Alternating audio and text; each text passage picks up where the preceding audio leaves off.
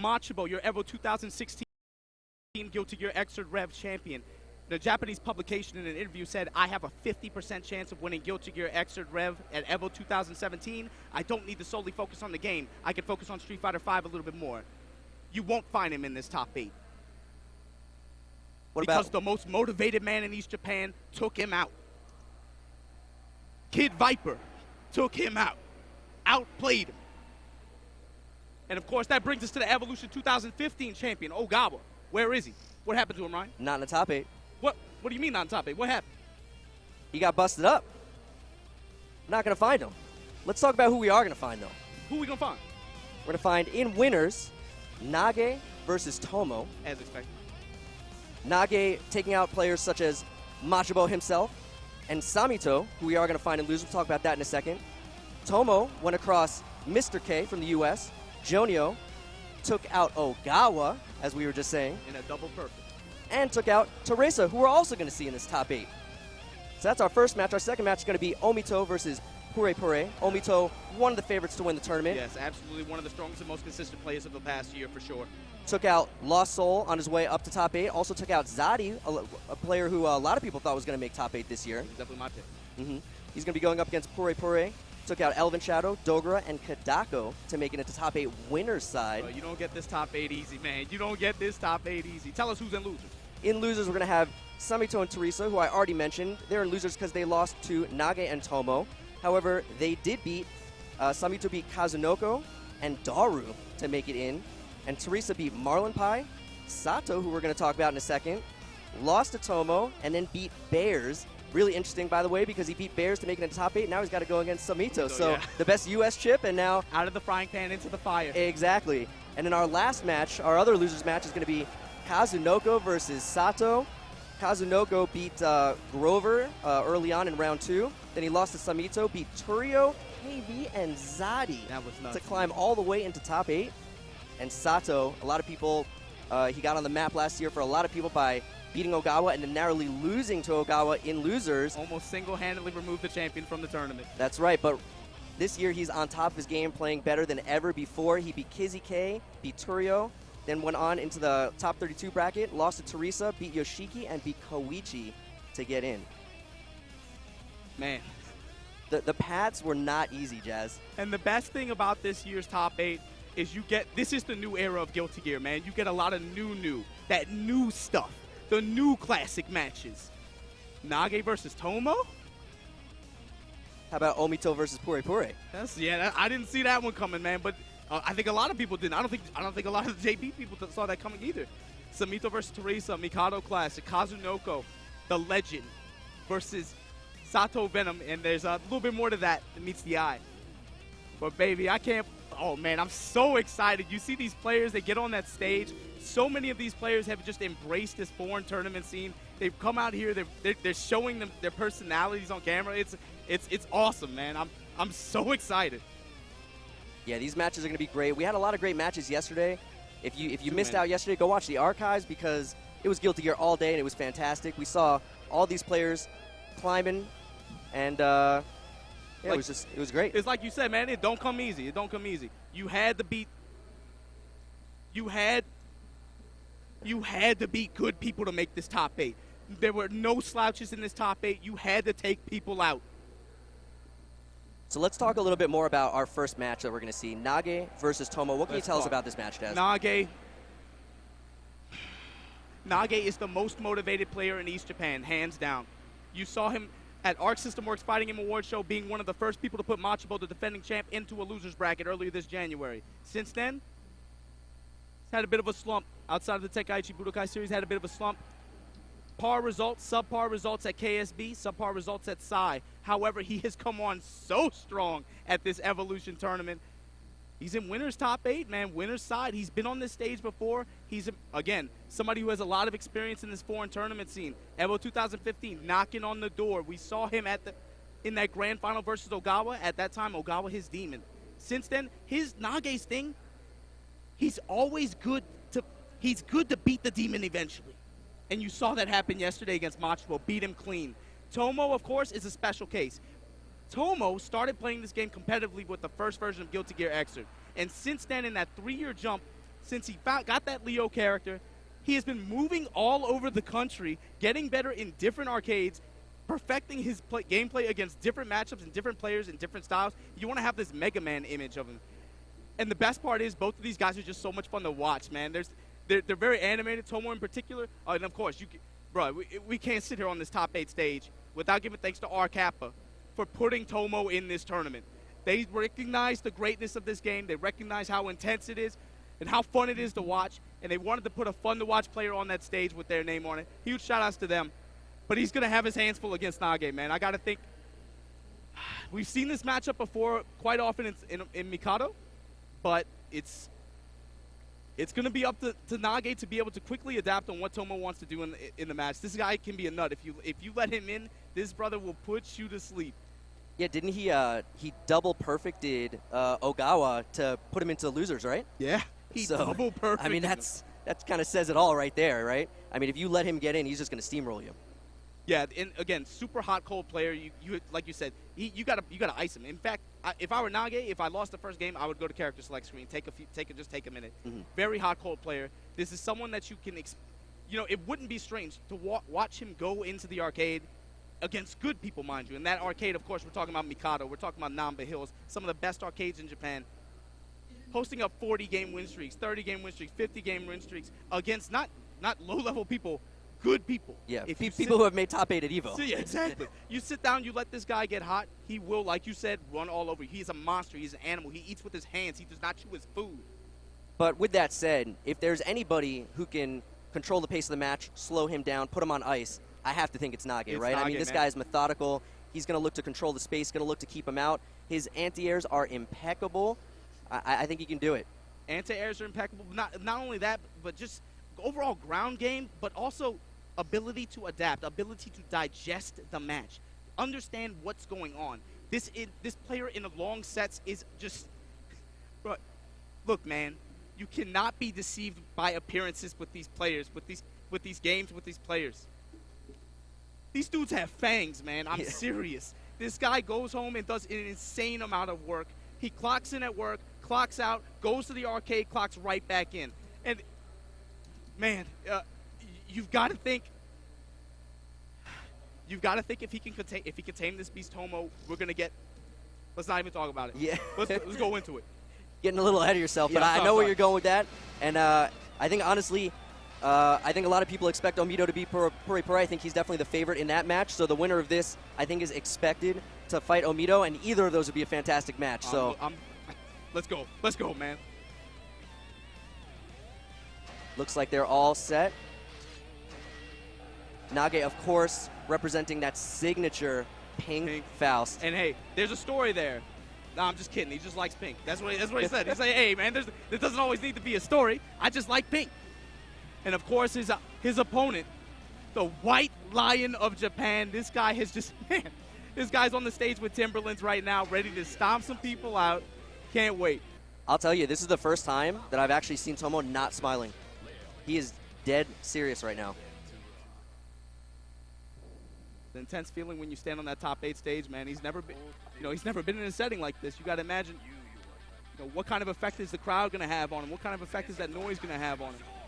Is this his first time in the U.S.? This is his first time in the United States playing in a tournament. What a great first appearance. Yeah, for sure. It don't come better than this, man. Yeah. Like you said, the White Lion. Not the White Lion of East Japan, not the White Lion of West Japan, not the White Lion of South Japan. This is the White Lion of Japan. He's been moving all over, learning everything he can from different opponents, different arcades. Nage, quick jump over that boom, though, taking him to the wall. Yeah, and you saw the respect at the beginning of the round. Tomo actually backdashed twice just to try to create some space to figure out how he was going to approach. Yeah. These players actually haven't faced off this year in tournament yet. But it's Nage's favorite for sure.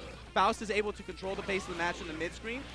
Ooh, tagged him He's with not going to get consistent returns off of his hits because of the way items work, but you can see Nage, his situational awareness with those items is second to none. He is the best with this character when it comes to situational awareness. And you can just tell by the position on the screen, that whole match took place on the right side. Yep. Tomo backed up at the beginning of the round, and Nage took over that space and just never let him breathe. That on that mid-screen the entire time. Obviously, Tomo wants to get in. That's where Leo does the most damage. That's where he can create the most chaos. But Nage, of course, very keen on his ground game. Very good reactions. Tomo trying to stop on Nage, ready with the blitz. Perfect example of what you're talking about. Great reactions with the blitz. Golden anvil. You got to be careful. Reel him in. Little dude helping out. Ooh. Little dude actually hurt him there after the counter hit combo into the scalpel pull. Mini Fouls broke up the combo. Now Tomo with a chance here. Nice cross up. Breaking his ankle. First out, just to keep him in the corner from Nage. Both players with a lot of meter, nearly full on both sides. Whoa! There we go. Spending some meter. Tomo breaking ankles. And Nage with no burst. This should be enough. Yep. Drop him. Stand up. Just enough. The last hit. So going to a third round. The crowd getting excited already. Both of these players so strong in tournament, too. Tomo hits a big jump in early, trying to reset. Yeah, trying to reset. But giving Nage a chance. Gives Nage the space, though. He's going to have corner control here. Tries to tag him out the air on the way down. Yeah, good delay with the false defense cancels by Nage to change up his fall timing. Up flash is land. Tomo trying to use that S fireball to combat the really strong Faust pokes in the mid-range. Yeah, if he can put it out on his terms, it's really useful for giving him an in, right? But exactly. again, Nage willing to use Faust's pokes from the mid-range to be able to make it as difficult as possible. Come in, chop him on down into that corner. Nage with meter. Meter's incoming. I really like Nage's use of the scalpel pull because Leo spends so much time on the ground. All right, but Tomo fighting back with the uppercut. Yeah. Again, both players with a lot of meter and both spend it at the same time. Gets his throw. Not quite enough. Needs one more hit. Wow, gets hit by the poison. Now chip is a factor, and the drill is actually going to take it. One game. It's kind of like we were saying, you know, Nage just so solid in the mid-range, doing a great job of not giving Tomo many opportunities to get started. Yeah, it's the character's merit, but it's also the player merit too. His ground game is just very strong. He's got very good footsie. Oh, and a rare miss on the anti-air there from Nage, giving Tomo a big opportunity there. Tomo resetting back to neutral. He's not trying to jump in the trouble Nage too much. He sees the boom, he's willing to jump right over it, maintain that mid-range as much as possible. Guard point, too heavy. This is going to be big damage. Huge counter hit, going right into the super before you can burst. Top him. Now the question is, do you even want to burst? You're so behind on life. Fortunate drop there. Yeah, Tomo really needed that ender to maintain the momentum. Trade in Tomo's favor there, and he gets the air throw to close out the round. That was a great trade, exactly what I was saying last round. The S fireball, especially when he's got the life lead, he can really fight the Faust pokes because at that point trades are in his favor.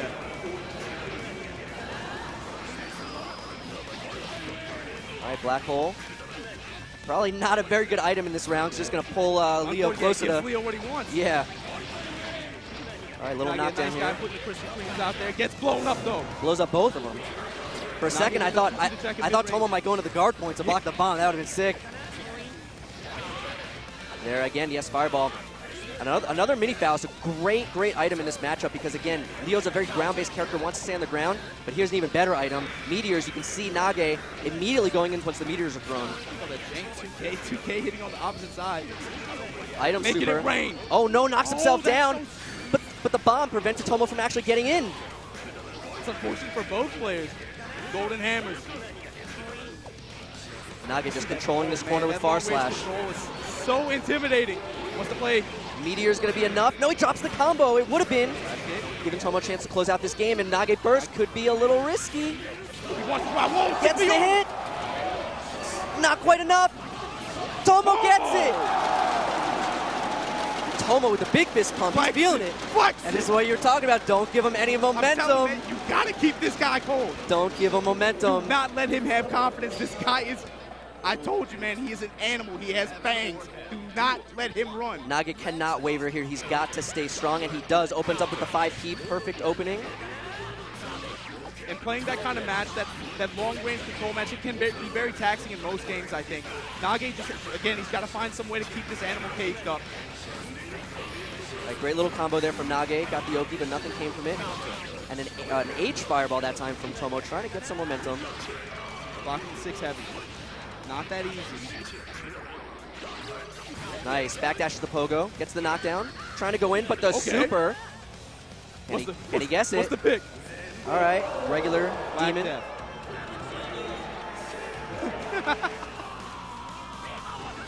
All right, a little bit of damage and another meteors. How's Tomo going to respond? All right, just blocks it out. Flash kick, yep. Locks him down. Good block. Yeah, good beat. Tomo really making use of that S fireball, but he's really trying to get in. Got the H fireball behind him. Nice jump over from Nage. Being punished, poking him out the air. Nage, again, the scalpel pull, doing so much work in this matchup. Actually hit him out of the startup of a fireball, it looked like. All right, so set point here for Nage. Tomo trying to even it up. Nice, perfect response to the run through. Unblockable. Good that Tomo put it out there at least, but Naga's going to be ready with that. His reaction. Yes. Oh, 2K clash not working out in his favor. Nice, he saw his counter hit, got the confirm, dropped the ender, but got a throw anyway. Wires. Wow! Used the wire seat invul to go through the overhead. Overhead, yeah, that was so. God, this guy's Tomo's so pulling out smart. all the stops. A random jump D in there, tagged him. He's just trying to throw Nage off balance at this point. That's definitely what it looks like. Nage with control, the golden amble in play. Ooh! But the uppercut. Tomo trying to stay alive. Oh, and he gets a big counter hit. Doing a burst save combo, and he reacts to the burst with the RC. Is this going to be enough? That was huge! It's just enough! Tomo's going to go into the last round. Nage with 0 burst. He probably will not get his burst back. He's got to play clean. He's got to play clean. Bro, he's got to play perfect here. If Tomo gets an early hit, it could just be over. Cut him up, though. Slice and dice. Meteors incoming. Cracks him high. No damage from the meteors, unfortunately. Tomo looking for that knockdown, trying to catch him with a sweep. Oh, springboard. That's going to be really annoying for Tomo. He's not going to be able to move forward past that. You saw Nage willing to just Huge wait on counter it. hit. Jumps right into a counter hit too heavy. Almost half his life. Now he's What's gonna the stand him mix-up? up. No. Wow, he just goes for a DP. Gets the cross up. The meeting. Oh, Burst Tomo! over. He's dead. He's dead, and Tomo does it. Tomo with the head Unbelievable. nod. Nage with the head nod of respect. He knows that is the. I told you, man, that's an animal. Look at him roar. He got the momentum in that second game and carried it all the way through. Perfect reaction to the burst in round 2, and that was all he needed to make round 3 a little bit easy. And now, to be honest with you, Tomo is a dangerous man in that winner's bracket. Now, let him get 2 games like that against Nage. He's got to be feeling good right now. Omito has got to ice him cold, or Tomo is going to be a problem going into this grand final. Might not be Omito, though, right? Hey, We're going to see right now our next match, our other winner's match. It's going to be Omito versus Puri Puri. And Puri Puri's been playing fantastic all weekend. Puri Puri, of course, from a. So the big thing with this game is you have to understand there are regions in Japan that have different players. Omito is going to be representing the Western Japan scene from Osaka. Puri Puri, however, is from a kind of a lesser-known area in Hiroshima. So his scene is a little bit smaller. And he said straight up, he's like, man, I don't want to play Omito. He said straight up, but. Puri Puri is a very strong player in his own right across Blaze Blue, across Persona, across Guilty Gear. He's been to multiple SBO Togekis. He's a veteran player in every regard. He believes that, Jacko does have a way to win this matchup. She does have ways to lose. It's really just going to come down to who plays cleaner at the end of the day. Yeah, I mean, I definitely think Jacko has tools to beat any character. If she just gets set up, it's she's just playing the waiting game. She's just forcing the advantage over time. It's a different game. It's a different game with her. Yeah.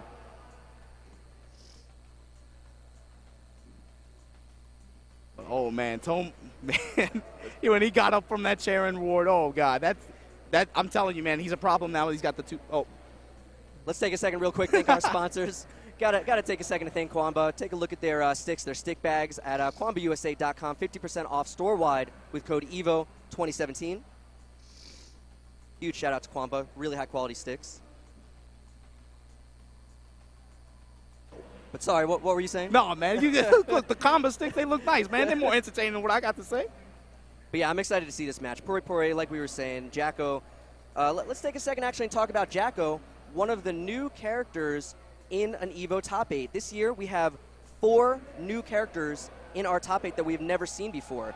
Venom, Jacko, Jam, and Chip. Really speaks to the diversity and the design of this game, how beautiful it is that you don't have to really, you're not really limited to what is strong, what is perceived as top tiers. Yeah, the top tiers exactly. that you see in some other games.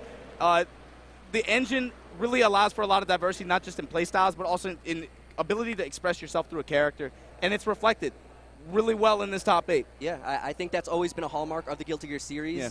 In a lot of the old versions, the balance was extremely exceptional, where the tiers were very condensed. Obviously, there's always going to be, character imbalances and tiers, but very condensed. Any character can win. Look at this guy, we're seeing it here with 8 different characters in our top 8. No mirror matches at all. 8 different characters. 4 new to EVO top 8. So we talked about Omito, man.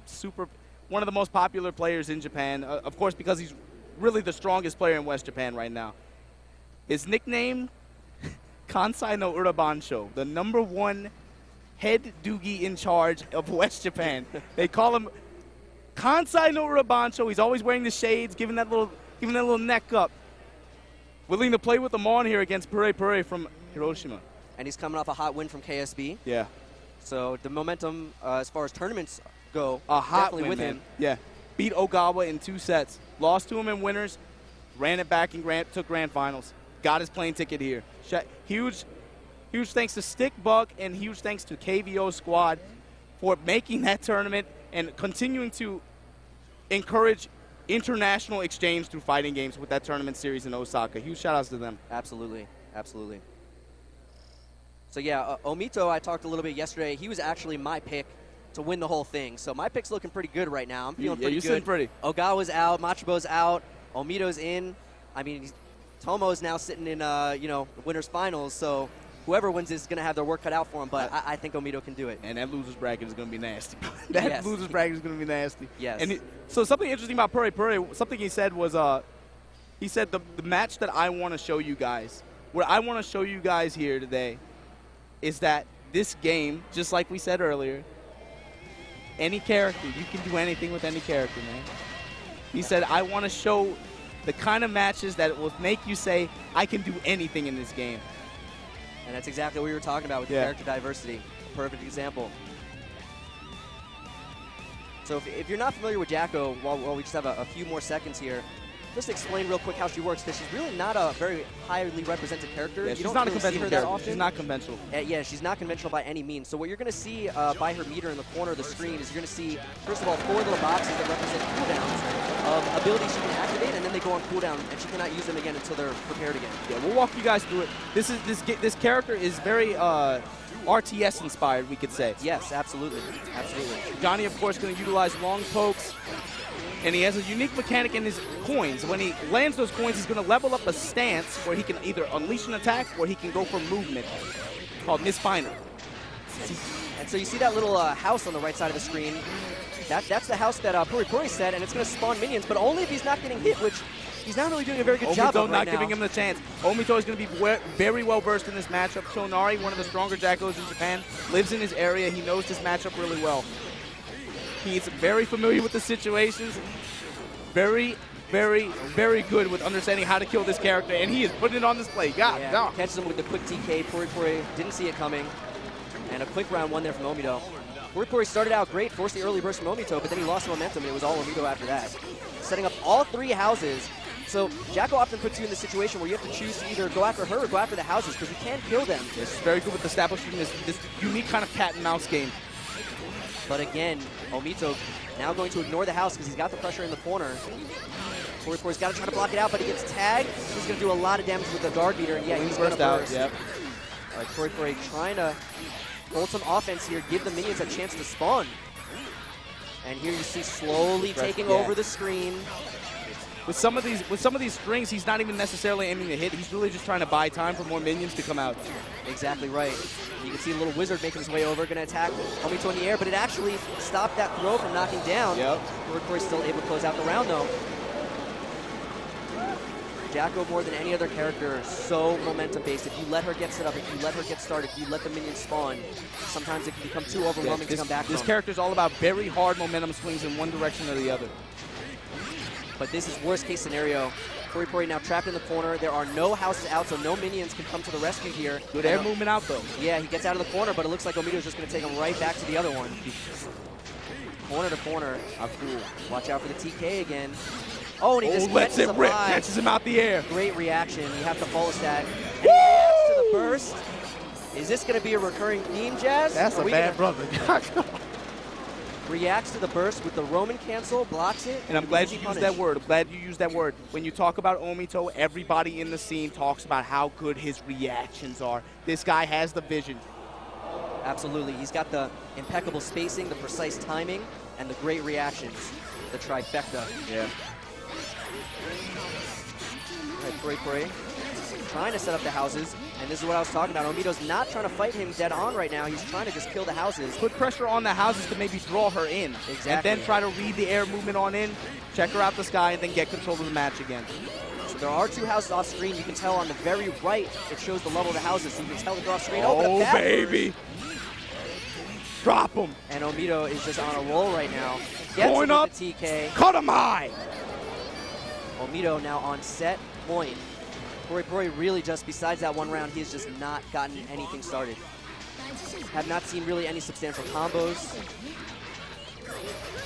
There, Omito slowly taking out the house. Yeah, even the way Omito moves around the screen, man, he just breathes confidence. He knows what's up.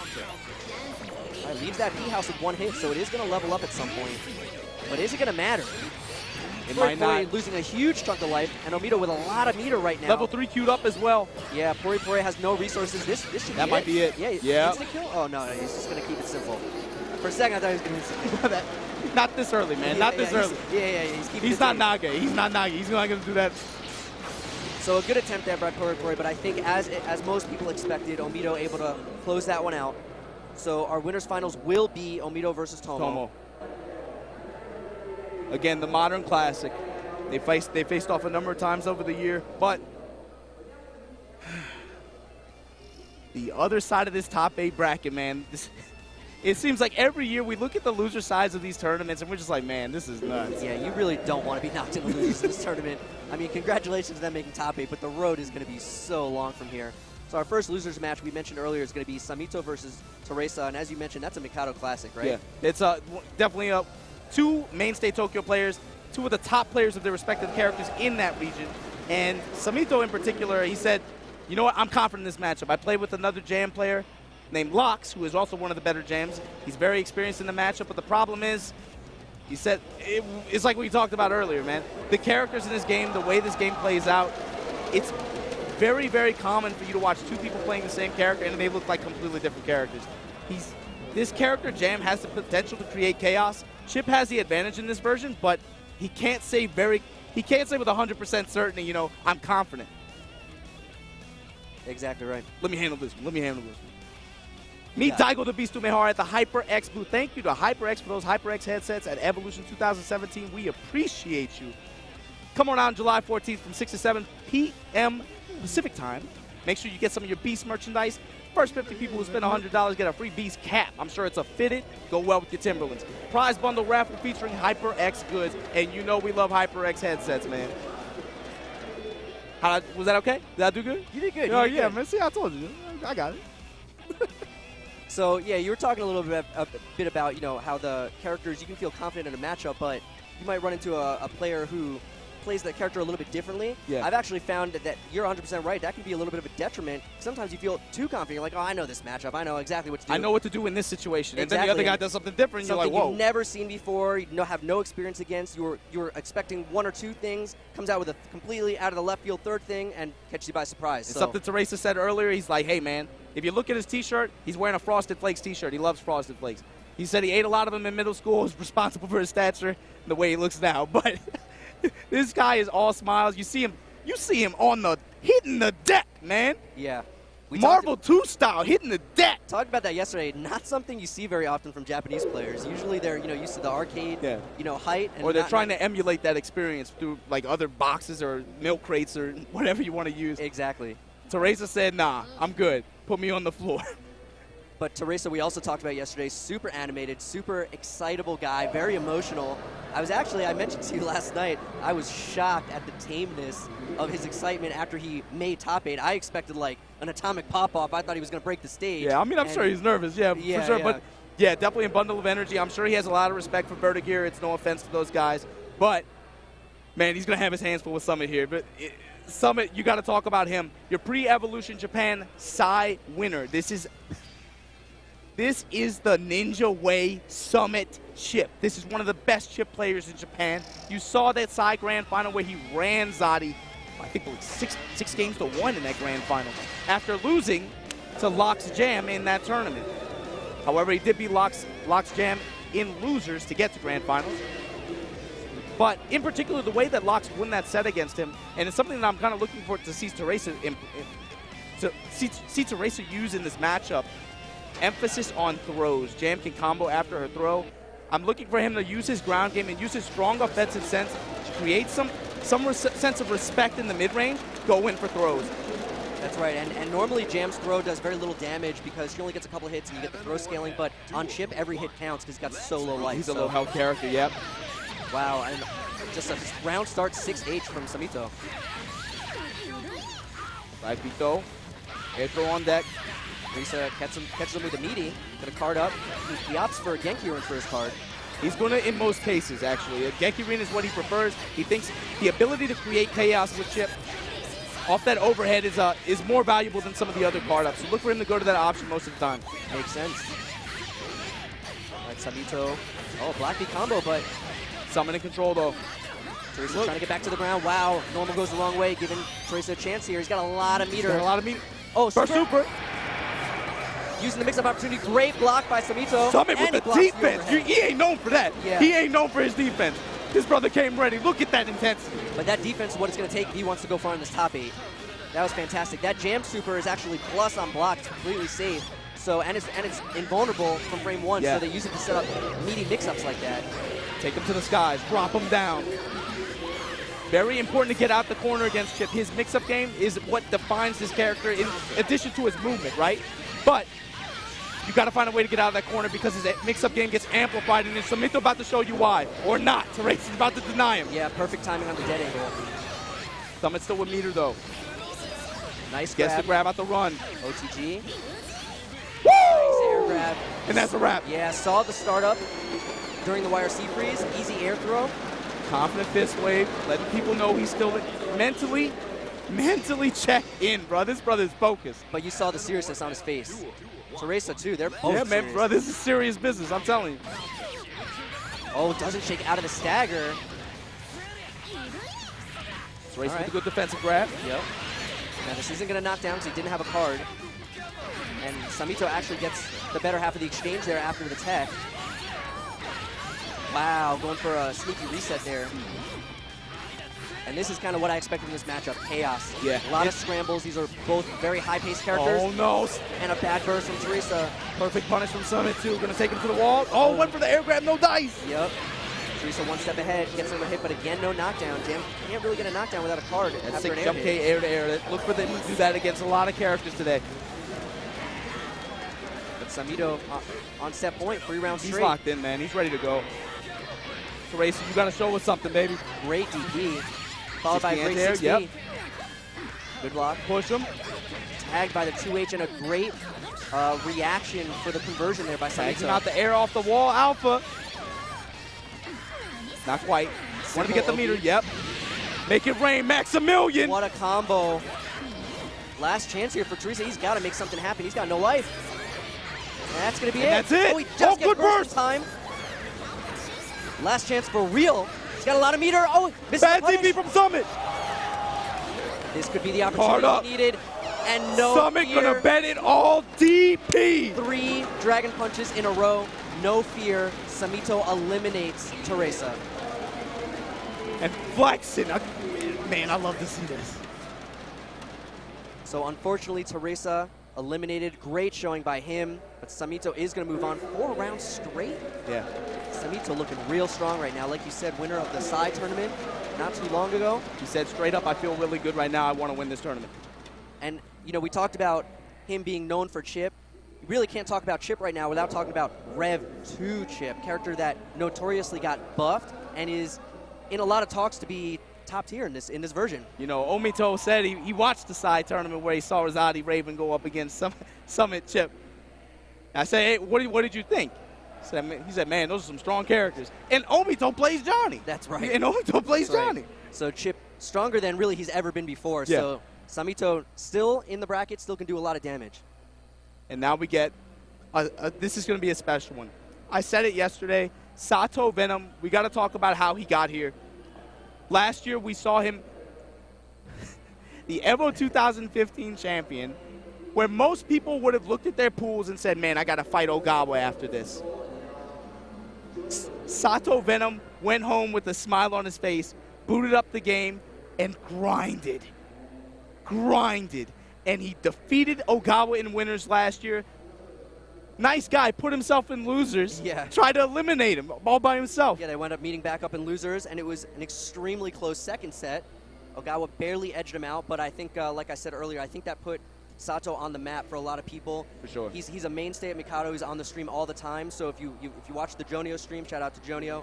You're probably no stranger to Sato, but I think everybody knows who he is now. And the thing is, he's here for the nuance is a little bit different this year. He recently got married. He bought 2 tickets to come to Las Vegas this year. Unfortunately, his wife was unable to come, or fortunately, rather. She's pregnant. She has a child. And Sato said, I feel more confident in my gameplay right now than I have ever felt in my life. I feel good at this game. And this is a player that started with Guilty Gear Xrd competitively. He said, I feel like I'm the best I'll ever be. I'm not sure if I'll be able to make another tournament like this. I want to come here. I don't want top 8. I don't want top 4. I want to win. That's right. He's playing better than ever before the last few months. You know, I'm a Venom player myself, so I watch Sato all the time, learn everything I can from him. And I got to say, he is playing on fire the last few months specifically. I was out there in Japan, hung out with him a little bit, saw him playing a lot of people in Mikado. Friendly guy. Yeah, very charismatic. Very charismatic, and he's just an absolute animal. His execution is on point. His setups. Game knowledge. Yeah, game knowledge. So this is going to be great. And, you know, we've been talking about Sato. Let's take a quick second to talk about Kazunoko. No stranger, absolute veteran to the game. You want to talk about Sato. He wants to become a legend. He wants to stand on the stage a champion. But to be a legend, you got to beat a legend. And he's sitting right next to one. That's right. Capcom Cup 2015 champion. Some people like to forget he got his start in Guilty Gear. SBO Togeki mainstay. This guy plays everything, and he has a reputation. I'll tell you what, the JP scene, when you bring up Kazunoko, they all say Kazunoko, they all say Inoue Sensei. Kazunoko Sensei, there's a sense of respect there. They know that that guy is special. Can Sato overcome a legend to move on in this loser's bracket? This is absolutely new guard versus old guard. Who's yes. going to come out on top? It is that kind of match. Here we go. Sato on the right with his signature Venom color.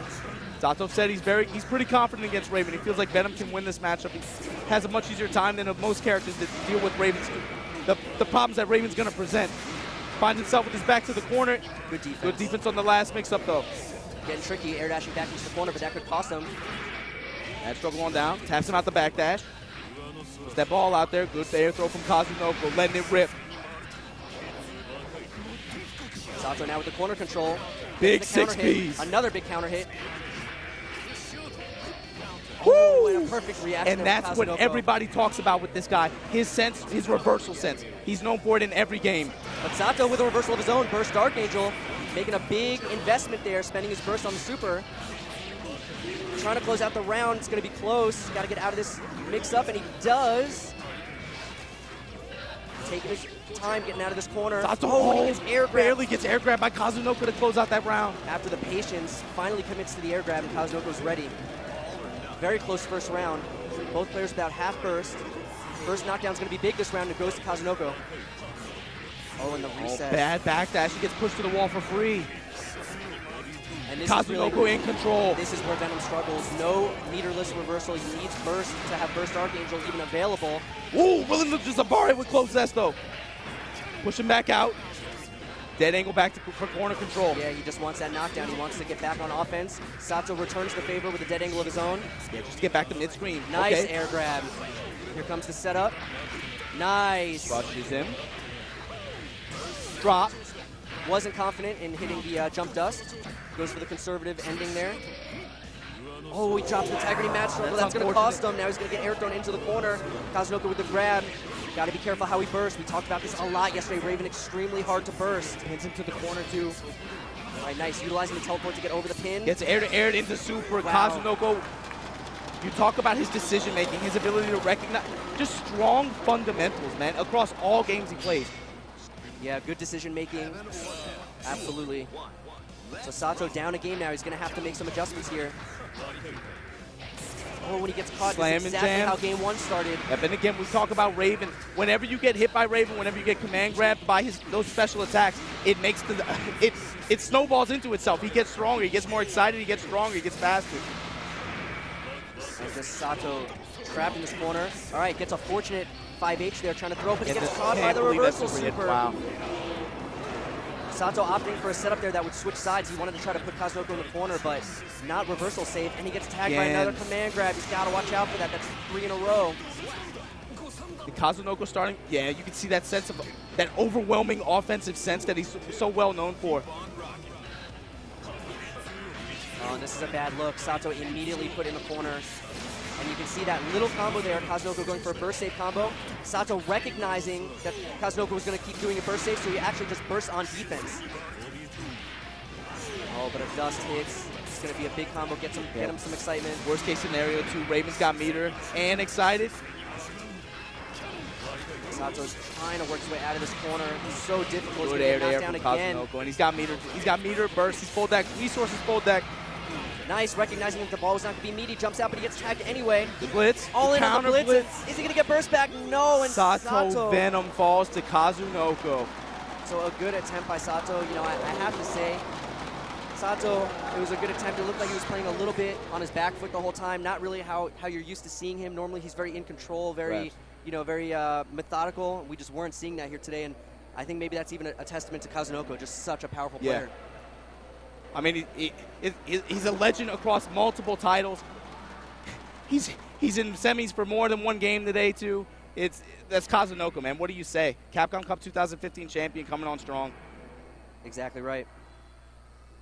All right, so that was our first round. Made it through all winners, first round winners, first round losers. Speak for yourself, man. Yeah. So unfortunately, Teresa and Sato now eliminated. We're down to 6. Nage and Pori Pori put in losers. They're going to be fighting Teresa and I'm sorry, Samito and Kazunoko. Yes. All right, guys, but we're going to take a quick break. We'll come back with more matches soon. Don't go anywhere.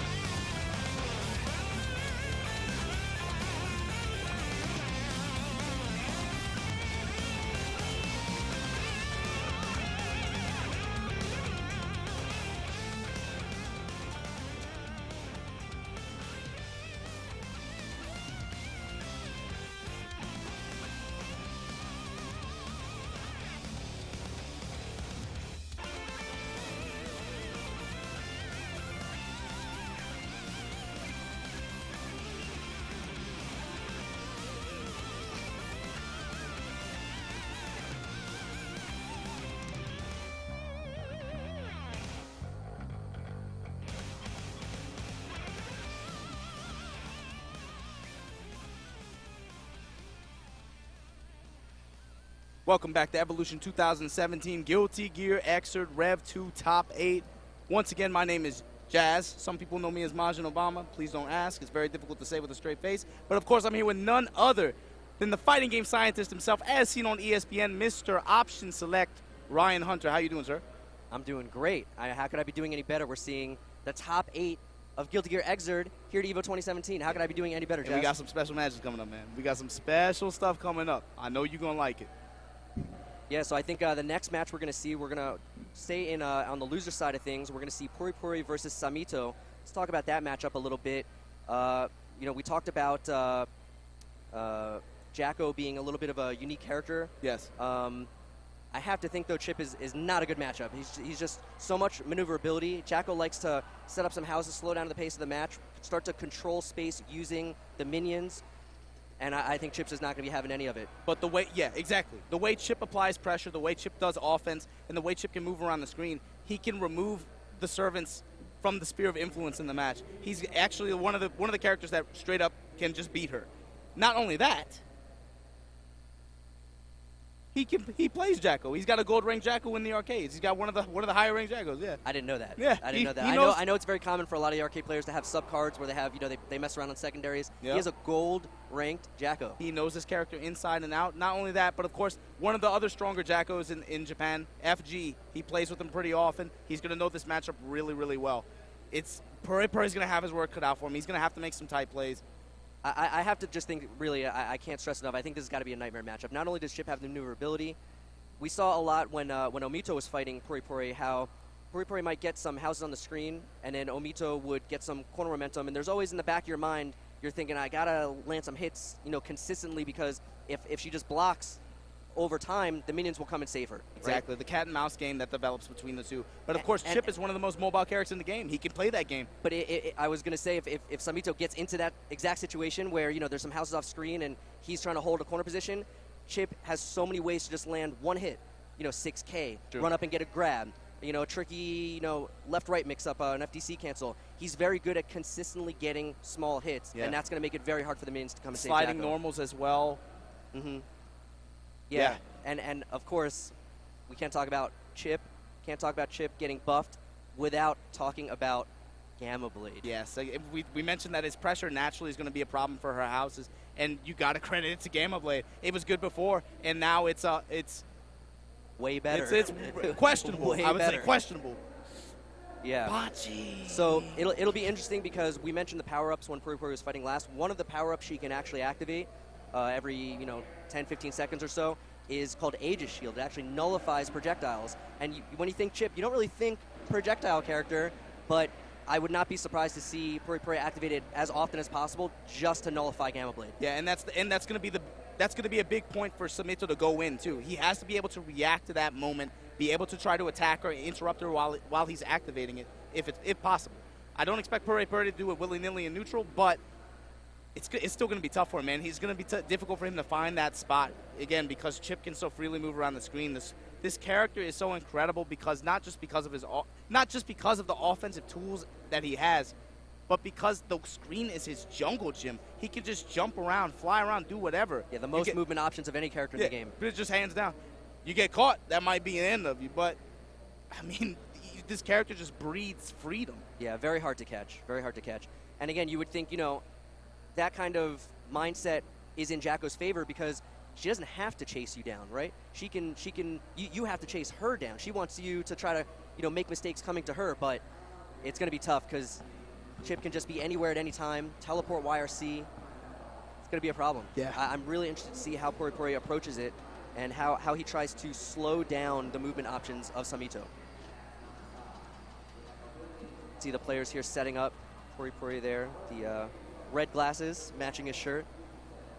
And Samito looks very serious again. You said it earlier, man. Like, I'm so used to seeing these guys with smiles on their faces, just doing stuff and then looking on the other side of the cabinet and just saying, like, what are you doing? Just like talking smack.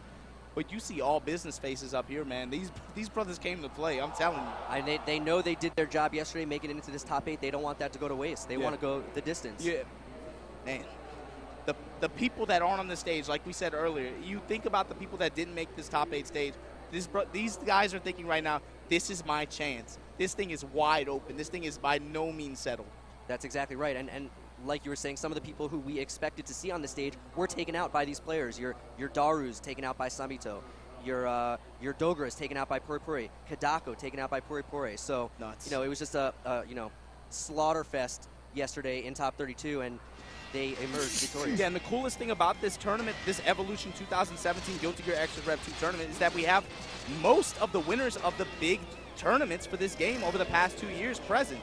Again, half of those champions couldn't make it to this top 8 stage. Puri Puri, Samito, those are 2 of them. 2016 D1 Apex winner Puri Puri taking on Summit Chip. SBO Tokeki mainstay, multiple top 8s. Pre-Evo Japan side champion. And here we go. Puri Puri fortunately getting a house out and then jumping over the Alpha Blade. This is a huge start for Puri Puri. This is exactly the momentum he needs. Yep. But again, good movement from Summit. Just works his way on out of there. Yep. Gets the hit. Makes the minions disappear. And there you see that Gamma Blade going Baits to work. the dead angle. That was huge. All that meter going to waste for Puri Puri. And meter is a very precious resource because all of her D attacks, her special moves, require a little bit of meter. Alpha Blade to do damage to the houses. No punish for Puri Puri. And this is a very close round. 1 house remaining, 1 hit left. Great Someone presence with of mind. though. Yep. Such good presence of mind doing that jump dust on the way down to kill that last hit of the house. And Samito's going to take round 1. Very back and forth, though. And you saw the just Summit leveraging meter as well for Jacko trying to interrupt, right? You saw the Gamma Blade YRC air grab to close it. Meter management going to be important here. And we talked about Gamma Blade in the neutral. We didn't talk about Alpha Blade also doing a great job of doing damage to the houses. If there are minions out, potentially clearing some level 1 minions. Clears the field, moves him around the screen as well, can apply pressure in some certain situations. And again, Summit's air grab's just on point, man. This guy's going to... This guy, if you jump in the air against this guy, he will dunk you. And pushes Puri Puri into the same position as the house, so he's able to actually take out the house while doing a block string. House with 1 hit left, but it's not going to matter. Puri Puri is just dead. Off the wall, bro. This guy, I'm telling you, he knows this matchup really well. Yeah, he had Puri Puri blocking there for a little while, built up the guard meter, so that combo did a lot of damage very quickly. And Summit, just like we saw against Teresa, a quick 2-0 game 1. Is this going to be another 4 straight rounds?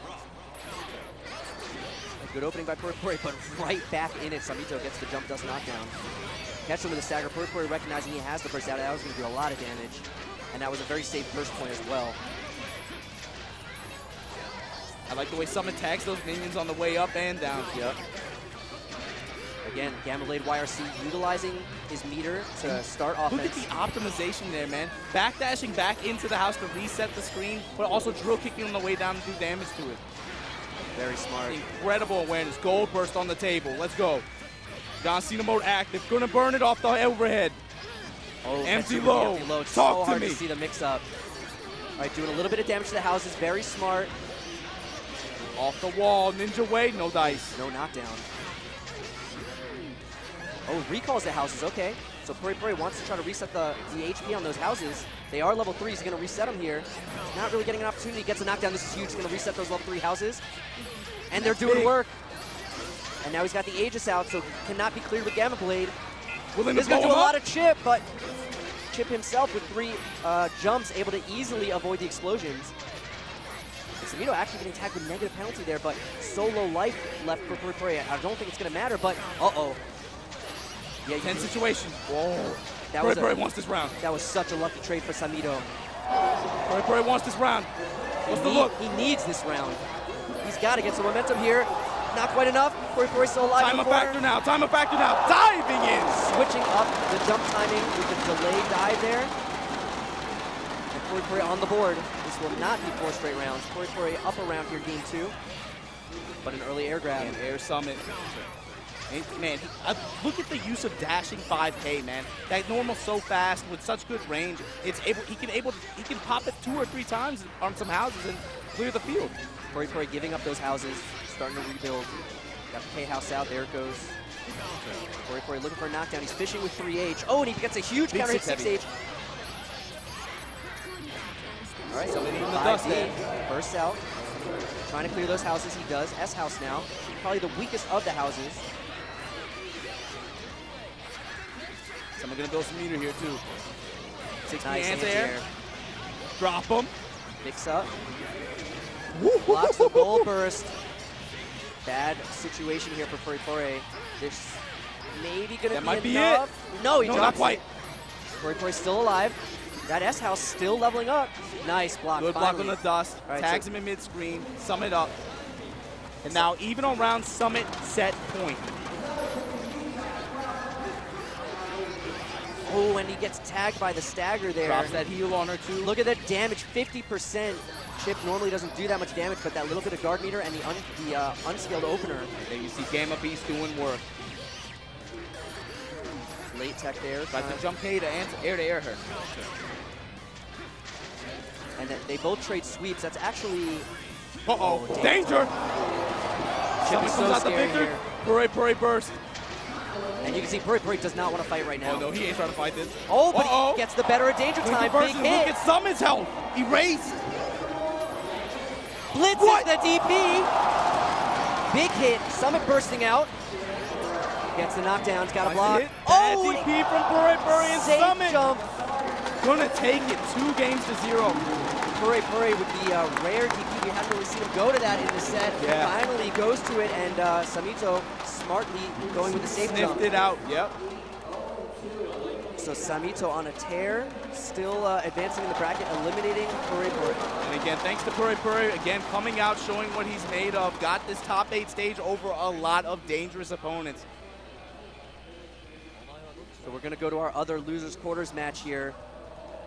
And this is it's going to be two players that I don't think a lot of people expected to see in losers, but we're so late in the tournament that we're just down to all killers. Somebody's got to be in losers. It's like we said, man, when you get this many incredible players under the same roof, it's gravity. It's bracket physics. They're just going to start running into each other. And you're seeing Nage, who in his own right, man, one of the strongest players in Japan, period. But if he wants to call himself a legend, if he wants to call himself one of the best, he's going to have to go through Kazunoko right here. Yeah, and we talked earlier in Kazunoko's last match about how he's a legend of the game. I feel like Nage is reaching that status too. He's an old school player, been playing Faust for a long time, although he was often overshadowed by some of the other Faust players. Yes. And I think he's really come into his own now, and he's reaching that legend status. He definitely came on strong towards the end of the last decade, right? And now, man, but you got to face the big dog. This is Kazunoko, man, a legend. Exactly right. So thank you so much again to Controller Chaos. Check them out, controllerchaos.com, 10% off with promo code EVO17. They have tons of really sick custom sticks, custom controllers. They do, custom art for a lot of different games, a lot of different events. Always really sick to see. You can see the EVO one there on the slide. Looks awesome. Might have to get one of those myself. Yeah, the official 2017 limited edition EVO Fight Stick. Make sure you get one, guys. That thing looks awesome. So there's Nage again. He put the lab coat on the back of the chair. Yeah. Why does he wear this pink shirt? We saw him wear it yesterday. It's not because he doesn't have any other shirts. It's because hey, straight up, he says when I play in tournament, I wear this shirt, I feel good. That's just he says I feel comfortable when I wear this kind of stuff. That's his tournament shirt. Yep, that's his tournament shirt. Kazunoko there, no stranger to a lot of players, like we were talking about earlier, known for a lot of different games. But as we mentioned, really got to start in Guilty Gear. Guilty Gear, yeah. Well known for Order Soul, right? Yeah. Went by Inoue. As I said earlier, a lot of the scene around there, they when you bring up Kazunoko, they say, "Oh, Inoue Sensei." He has that status in that scene. He is a respected individual amongst that scene. So you got to think that for Nage, he's been in this situation before, clawing his way through losers, trying to get that EVO championship. He got second place in 2015. He wants a win real bad. Nage is someone who's always been a bridesmaid, never the bride. Yeah, he was actually denied top 8 last year. He wasn't even present in the top 8. I know that was very disappointing for him. Yeah, for sure. And like you said earlier, he is just extremely, extremely dedicated. You know he really, really wants this. And you know if his path to getting to that stage again is him going through Kazunoko, this is a meaningful match for him. To beat someone that you look up to, someone that you learn the game watching their videos, someone that you learn the game, you go to the arcade, ask them for advice. And when you get to this stage and you got to play them and beat them, this is meaningful to him. This is something that he wants to do. I definitely think he can do it. He's been playing great. Obviously, he got narrowly edged out there by Tomo, but he was looking fantastic in that match, and he's just been playing great the last couple of months as well. So I think he can do it. I think Faust definitely has the tools in this matchup to keep Raven on the back foot, keep him out, make it very, very hard for him to approach. Nage in particular had a lot of difficulty with this matchup when his character was first released. However, if you watch that Tenkaichi Budokai series, you know what he did to Zadi, man. He knows this matchup so well. And here we go. Kazunoko on the left. And Nage taking his time at the beginning of the round, waiting for Kazunoko to commit. Great conversion. Exactly. You called it. He wants Kazunoko to be able to commit the things, especially coming in solo. He has to be able to watch his eyes, watch Raven's meter.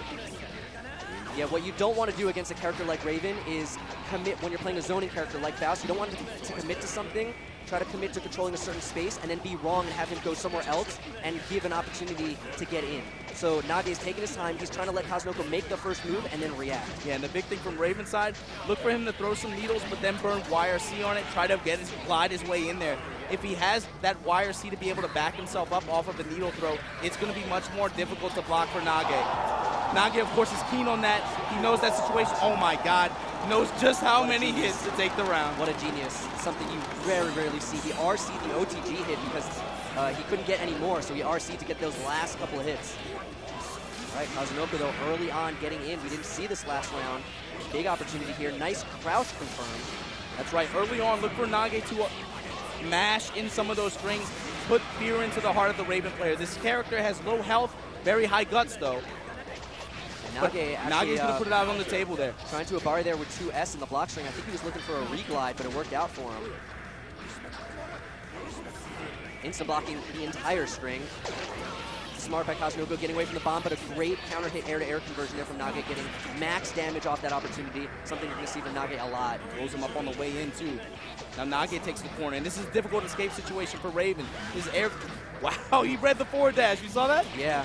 Not letting him out of the corner. Catches him sleeping with the 6H.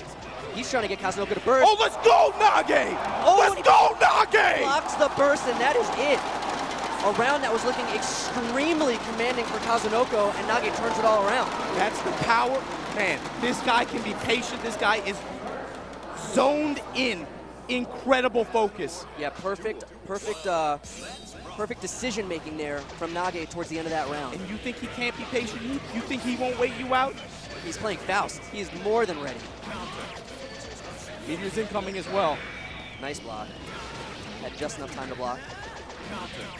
Good 6P, Wow. knows exactly how to combo the trade. That's what I'm talking about. Nage knows how to get every ounce of damage off of every hit. And little man coming to play. Another set of meteors coming, though. Interrupts Kazunoko's sequence. Good block. Tag out Fancy going low.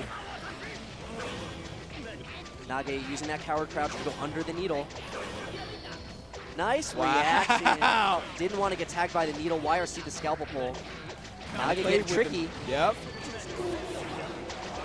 Right, barrel Reel out. him in. And is that going to be it? Not quite Just enough. out of range. And Kazunoko went back for the Krispy Kreme. Yeah, getting out of chip range by gaining a little bit of health from the candy bar. And Nage has just shown incredible defense this set. Hammer tags him, takes him right back down. Looking for the whip punish, no dice. Kazunoko hanging in there, though. He's grinding him down. Yeah, Wow, Nage actually burst. That's a huge little victory there for Kazunoko. Could be a huge victory if he takes the round as well. But Nage, very patient. Oh, the black hole. This is not what Nage wanted. All right, Kazunoko burst. Yeah. Wow. 2P. That's actually, he hit him out of 2H, and that move was just nerfed in Rev 2, giving a much bigger hurt box. I have to think Rev 1, that might have actually worked out for Kazunoko. But again, credit to Nage on studying this version of the game specifically. He pressed that with good confidence. Bomb hit. What a conversion! Kazunoko! He did a jump cancelable move. I think it was close slash and then jump cancel to block the bomb and continued the combo. Brilliant by Kazunoko. Showing you why he's a legend. Black hole again. Nage does have the pressure though, but immediately first gap opportunity. Kazunoko with the reversal super. Kazunoko looking real strong to take this round. Blocks the dead angle. Not quite a punish, but catches Nage sleeping. And you with saw the that super. That's again. You play Kazunoko in any game. You're going to watch for his EX DPs. You're going to talk about his DPs. The way that translates with Raven. Watch how he uses reversal super. Yeah, he is if not you can afraid. remove that play. Whoa! Final Fantasy VII. But it's going the wrong way. It's going the wrong way. Yep, Kazunoko not going to be affected. Oh, tried to reel him into it. All right, Kazunoko with a little bit of pressure. You saw Nage Nage trying to jump out. Yep. Ready for the mash every time. Catches him with the command grab, though. Sets up the Oki. Gets tagged low, but very minor damage. Tagged low again, and wow, burst out from Nage. It actually works out. That was a little risky. Could have been burst save. Wow, little man trading with too heavy just now. Did you see that? All right, the scalpel pull is going to get a knockdown out of the air. It's heavy. Bombs away. He used the smoke from the helium to mask the 6H. 6H. And this is that situation. Wow, what a blitz. response. Kazunoko with a corner knockdown here, though. Good air conversion. He's got meter too. Sets up the Oki. Catches him high. Moving in on him. Nage really far from burst. This could be it. One more mix-up. Needs to block it out. He does. Kazunoko to spin the meter, and there's the meter expenditure back from Nage to dead angle out of the pressure. But Nage's still very low on life. He's going to try to stay by this mini Faust. No. Wow, 5S to take it. Catches him out the air drill. Kazunoko, great adjustment. And look at Nage. He looks exhausted. He looks mentally This is exhausted. a matchup that can be taxing. It can be mentally taxing, especially blocking those sequences. You have to be late. Again, your focus has to be very high. I think we touched upon this yesterday a little bit, how playing these, grindy zoning characters can just be so mentally draining because you really cannot afford to make mistakes. You have to do everything right. Yeah, it's got to be picture perfect. Mini Faust, other side of the screen, not going to be a factor here. Gold Hammer, a little too soon to hit. Right, nice little knockdown. Great block on the empty jump low. Bombs away. Catches him with the bomb, and what a conversion! Full conversion from Nage, and he gets the blitz. Everything going Nage's way. Right, Gets the scalpel pull. Take him to the skies. Chop him. Gets the dizzy. Oh wow, he tried to maximize it because he wasn't sure if it was going to dizzy or not. Yeah, the scalpel pull sequence does a lot of dizzy. A lot of dizzy, and he got himself a lot of meter there. Didn't even need to use it at the end. All right, so Nage set point, looking super strong that last round. Kazunoko's going to have to make something happen. The Mega Faust coming out. A little big body doing work now, helping out Pops. The reset. Blow him up. The bomb's going to pin Kazunoko in the corner, going to allow Nage to run all the way back in the Gold gold burst. burst. Nage coming in with the tech drill, though. I have to imagine he's going to reversal super here. He does. YRC's it. And that was exactly why I predicted it, because there was no way for it to go wrong. He could just YRC. There's a lot of meter to spend, but it was a way to get out of that pressure. But Nage cracks him low. Poe going. Full combo. Take him to the sky. I think he's dead. He's going to RC. He's dead. He's dead. Chopper time! He crossed him up with the Dr. Copter. And Nage, with a huge smile on his face, takes out Kazunoko, and the crowd erupts. Too good. Kazunoko with the Faust pose on top of it. Love it. Love it. The crowd showing their appreciation. They love to see this guy do work. They love to see him dress up, come out here and clown on people. And that's a huge win for Nage, man. You got to imagine his confidence levels are riding high after that. I think the crowd really feels Nage's passion for the game, for his character, and the crowd just feeds off that. They want to see this guy win. They love this guy. And boy, this next losers match, oh man. Yeah, the next losers match is going to be losers semis, but before we get to that, we're actually going to winners finals first. And this is a matchup that I think a lot of people wanted to see.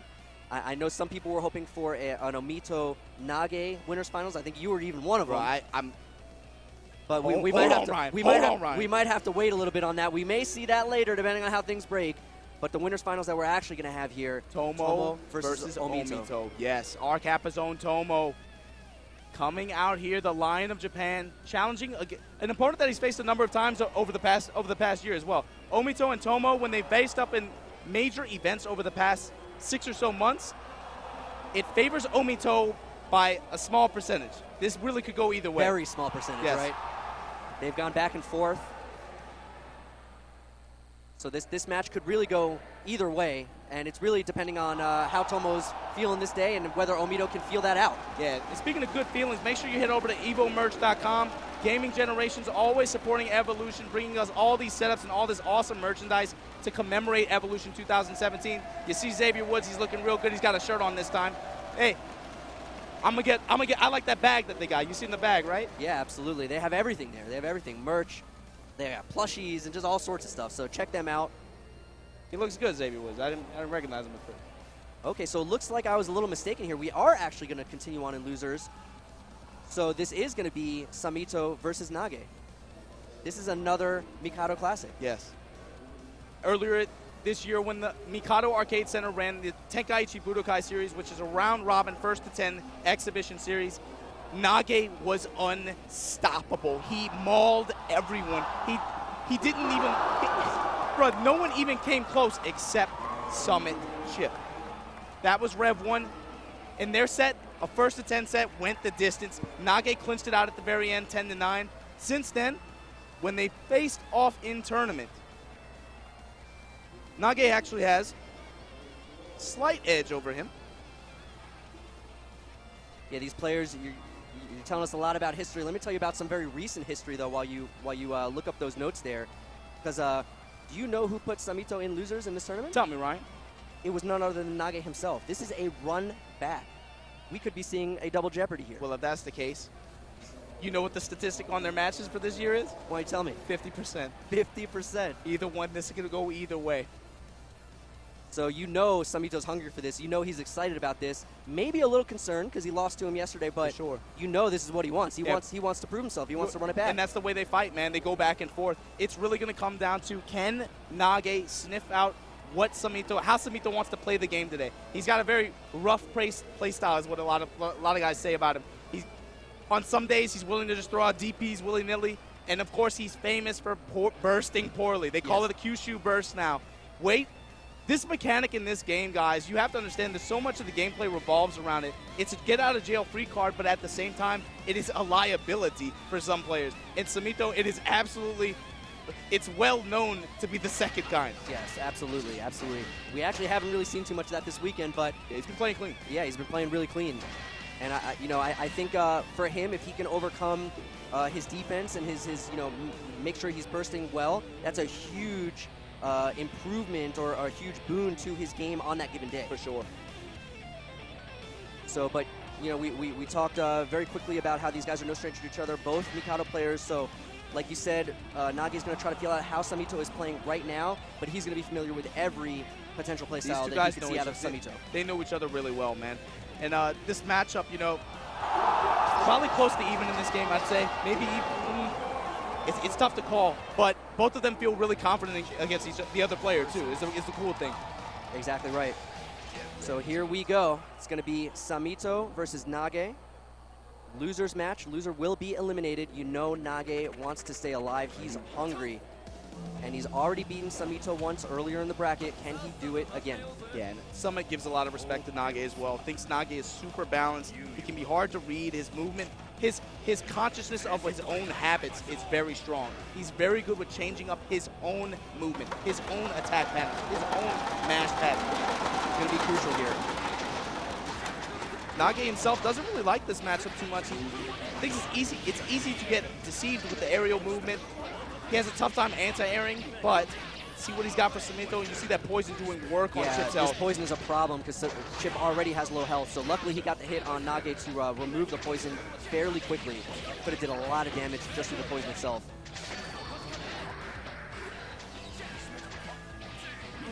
All right, Nage trying to push Samito out, switches sides. The mini Faust actually negating the Gamma Blade. Oh, a little bit of a drop there. Missed the dash before the 5P. Oh, he's going to push him into the springboard, unblockable. Came down on the other side with that jump heavy. Tricky. Samito just needs one more hit here, potentially. Nage sniffed out the empty low that time. Pressure drops the heel on him. Summit up one round. I'm surprised he got hit by the overhead after. There was really only one option that Samito could do after doing that low. So Samito looking good. And you said it a minute ago that that's so unfair. In this matchup, Nage has a problem, with the trickiness of Chip while he's in the air. It's a great point because, like I mentioned earlier, Nage has really, really strong anti-air ability. But how good is it in this kind of matchup where Chip has so many different ways to come down, so many ways to alter his timing? Confuse you. Exactly. And I think we're seeing that. You haven't really been seeing too many anti-airs from Nage. A little bit of an air-to-air. Oh, whoa, a huge gonna hit. uppercut him out the door. Nage bursting out. This is going to be tough. Nage's got up. Oh, great air grab. Before I could even say it, I was going to say he has to block, but he didn't have to block. Read that the Oki was very delayed, got the air throw. But Summit right back in. With corner control, he's going to get meter up this next hit too. Very burn off wire tricky. seat, stays on the same side. The ninja way. The OTG's enough, it's just enough. And just like that, very quick game one for Samito. Samito looking good right now. Up one game on Nage. That's, wow. And Nage, you can see the focus. You can see he wants this bad. You know he wants it. All right, going right into game two. Samito gets the early throw. The first Oki opportunity went with the same mix-up as the first one of last game, that jumped 2K into low, but Nage making the adjustment correctly, blocking at that time. Nage taking his time, nice, jumps over a Gamma Blade. This is huge damage on wall. Chip. Yep. Bombs Good away. Bomb gonna keep him locked down. More mix-up opportunity, but a great time to try to jump out there from Samito, jumps out of the command grab. Back to the same position. Nage Summit rolling teleports down. mid-screen. Summit working the throw now. Good block. Burn Nice. the meter, get the confirm. Okay. Again, good presence of mind by Nage to know when to RC just to get those 1 or 2 extra hits to close out the round. Not that much luck that round with the items either. Wow, a little bit of a drop there from Nage after the scalpel pull. Not easy to land a scalpel pull on Chip because usually he's all over the place, so that was a big missed opportunity there. Like point blank ammo, I believe that's +5. Nage respecting the frame advantage after not hitting a button. It's a big problem for a lot of characters in this version of the game. You gotta just be patient. Samito running The daggers, bad burst. Wow, that is huge. Samito on the cusp of taking this round. And running up with the beta blade, Summit set point. And we saw this earlier in one of the earlier matches, a missed burst right at the end of the round. Look at Nage's burst right now, almost completely empty. It's going to be a long time till he gets it back. If he gets knocked down, it could be trouble. And he does get knocked down. What's the mix-up? Great block, gets tagged low, but nothing significant. Wow, good challenge on Chip in the air. Countered hammer, Hammer almost time! stunned. He's almost stunned. Nage wants to hold the momentum. Yeah, and Samito not having Willing it. the beta there. Unfortunately, going my way doesn't connect. Summit mashing 6 feet. He checks him out of it. It's so close right now. Nage fighting to stay alive. Still very far from burst. Samito keeping the combo short. Doesn't want to give Nage a lot of burst meter back. Wow, that Is this going to be enough? I think it is. He's going to get burst in time. That's a wrap. Summit. He Chip. doesn't. And Summit with the run back after getting knocked into losers by Nage earlier in the bracket, turns it around and goes to eliminate Nage. Unbelievable. You know what? I think that whole game, that second game, that counter hit hammer hit Samito. Nage saw it, tried to dash up, did 5K.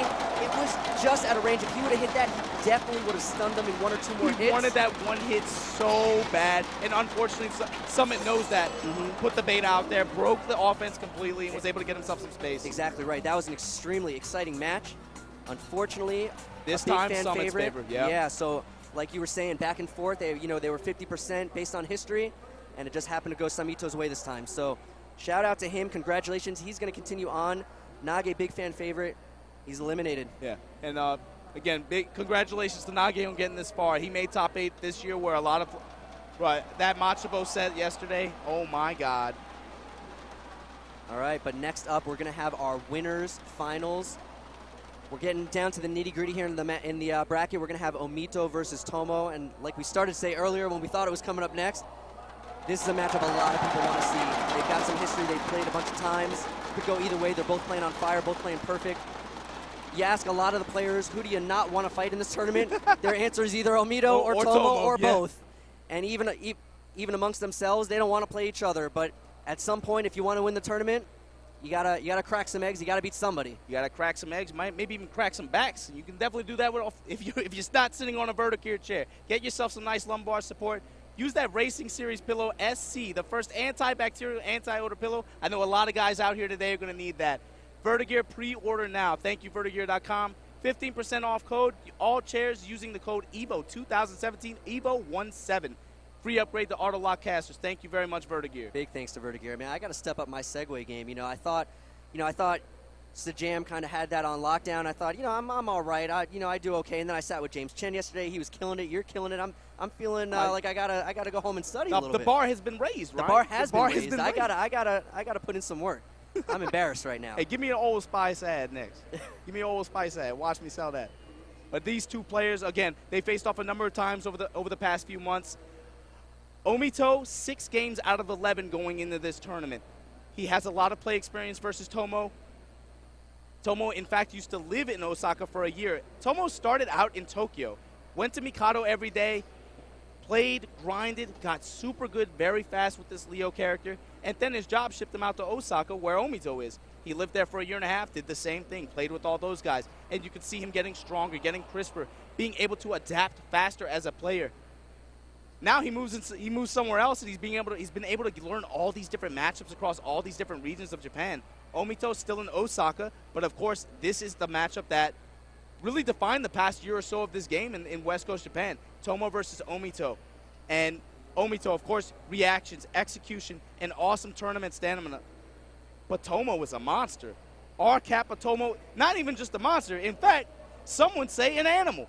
Tomo is an animal with good abare, but Omito knows that he has that good abare, but he also has the counters for it. Omito does so much study, so much work on this game.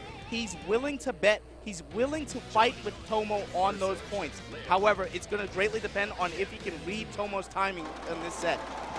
Yeah, Johnny can definitely match the damage output of Leo, especially once he's coined up. For sure. So like you're saying, Omito is not going to be afraid to roll the dice a little bit, fish for some raw hits, and not afraid to push some buttons in the mix-up game when they're getting nitty-gritty in the scramble. For sure. He's one-on-one control of the mid-screen, obviously. Put himself in a position where coins can maybe trade with some normals, or where he can even punish some normals with the far S's. But Leo, of course, wants to get in there, wants to get inside. He's going to have to keep this animal caged up. So here we go, letting the intros rock. This is going to be your winners finals. This is, I believe, 3 out of 5. And you got Omito on the left, Tomo on the right. This is a white match, both in the crisp white costumes. The white lion versus the white Johnny. And Omito opens up very early with a grab, taking him to the corner. Point up, Tomo willing to burst early. Yeah, and that's something you see very often against Johnny, is an OTG burst right before the coin hits to make Johnny waste the coin, essentially. Great dead angle. Omito's making all the right decisions right now. Hanging out in that mid-screen area, waits. Again, you talk about his reactions. He was able to see the normal come out, 5S.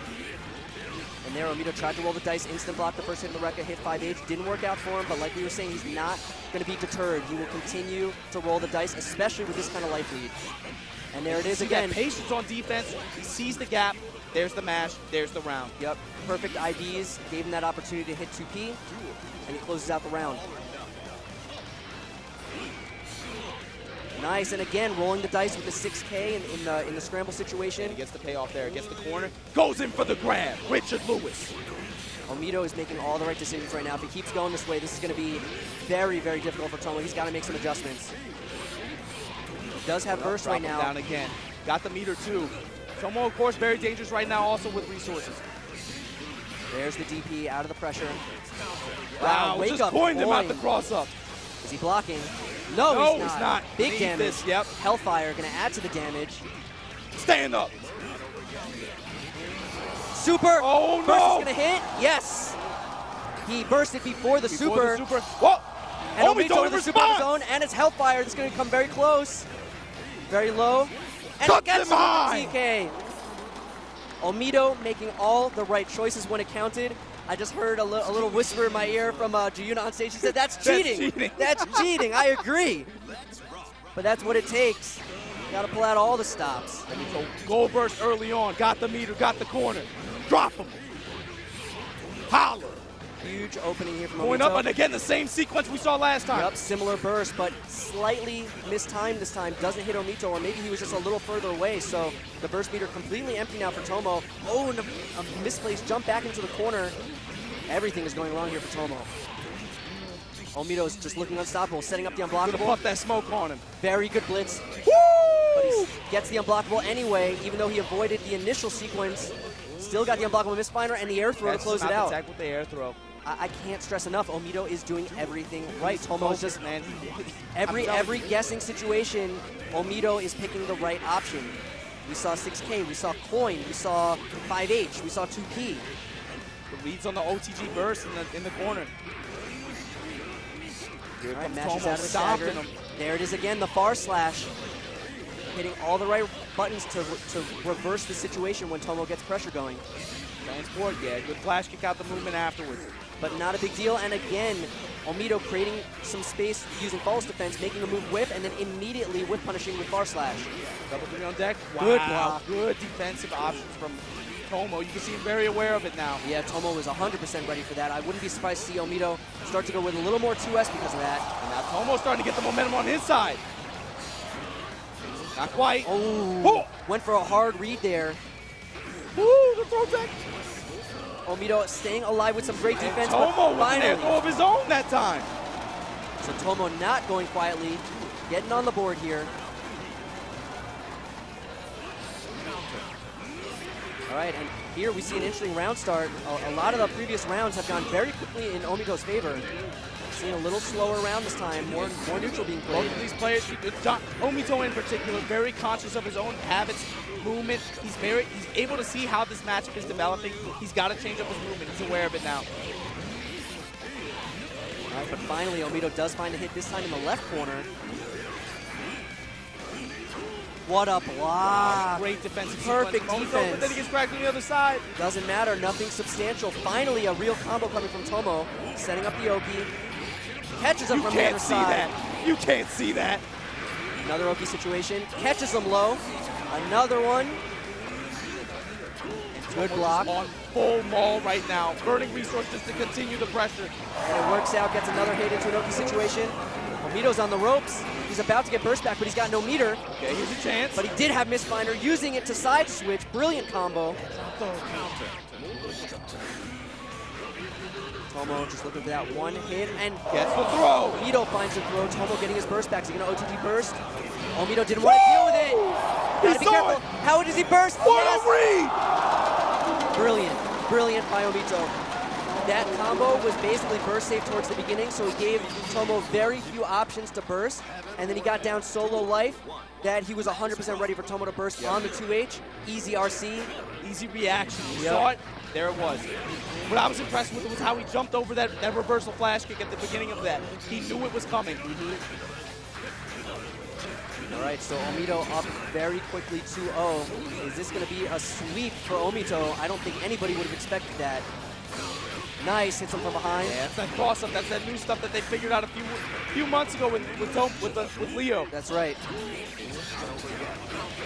Omito thought he worked his way out of the corner, but Tomo snuck back to the outside, kept him in the corner, hit him. Signs of life, though. Tomo finally with an advantage game here in this game 3. But a 2S opening for Omito, another perfect decision, gets the Right small back hit. on the board. Bar slash put in a lot of work also. Small hit, no coins, so no wall bounce. Nice, air grabs him out of the transport. What a response on that transport, yeah. Instant block in 2P, we saw that in game 1. Omito showing his comfort in defense, showing he knows exactly how to respond to the different options that Tomo can put on the He's table. ready for that 2P mash. You saw it. You can see the cross-up coming. Level 3 on deck, going to use the Tags him on the way YYRC, down, yep. not only to lock him down for the offense, but also to make sure that there was no reversal during the freeze, ensuring that his mix-up is going to go uncontested. And wow, the double dash in the throw, the confidence that Omito is exhuming right now. Bro, he came to play, man. He came to win. And Omito getting his burst back, but is he going to get a good opportunity to use it? Talked a lot yesterday about how Johnny's combos can be very burst safe, especially early on in the combos. Tricky. Good block though by Tomo. Good block again. Wow, that exact same situation. Oh! And Omito takes it. He tried to gold burst 100%, but the Tiger Knee misfinder was so fast that he was actually in block zone already by the time he hit burst. Wow. And it wound up being a whiffed blue burst. And that was all Omito needed to close that round out. Omito passed his first test, kept the animal caged up, 3-0 win over Tomo. And you have to know that Omito has to be feeling extremely He's knocking confident now. on the Yep. door. So Tomo is going to stay seated. We're going to go, of course, now to our losers finals. We're down to 3. This is going to be Tomo versus Samito for the right to face Omito again in Grand Finals. Yeah. And Summit and Tomo have faced off a few times over the past few months of tournament. Let's talk about how at the most recent time, I believe, was, one second, hold on.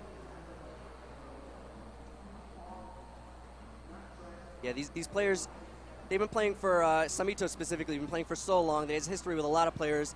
Tomo, like you mentioned earlier, still relatively new, but he's been a force to be reckoned with for long enough that he has a lot of history with a lot of players. Yeah, for sure.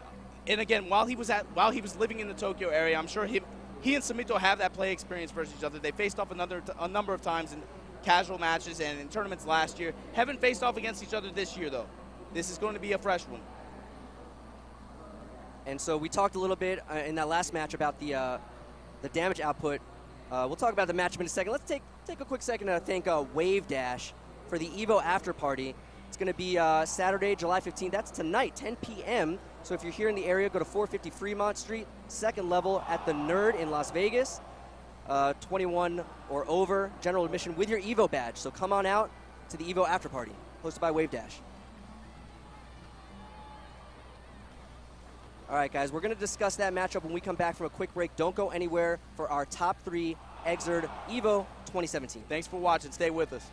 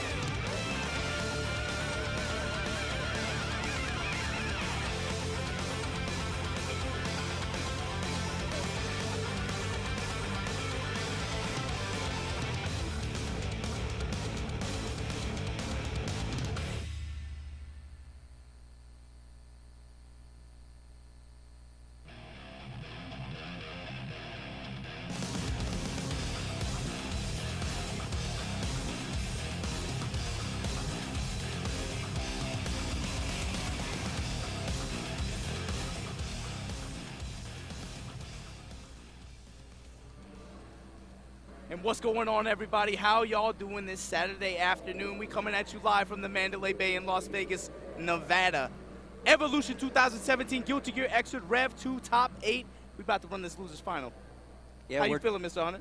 I'm feeling great. We're down to 3. The matches have been fantastic. I think our top 3 is pretty solid. I think a lot of people really wanted Nage to get in there. Unfortunately, he was just taken out.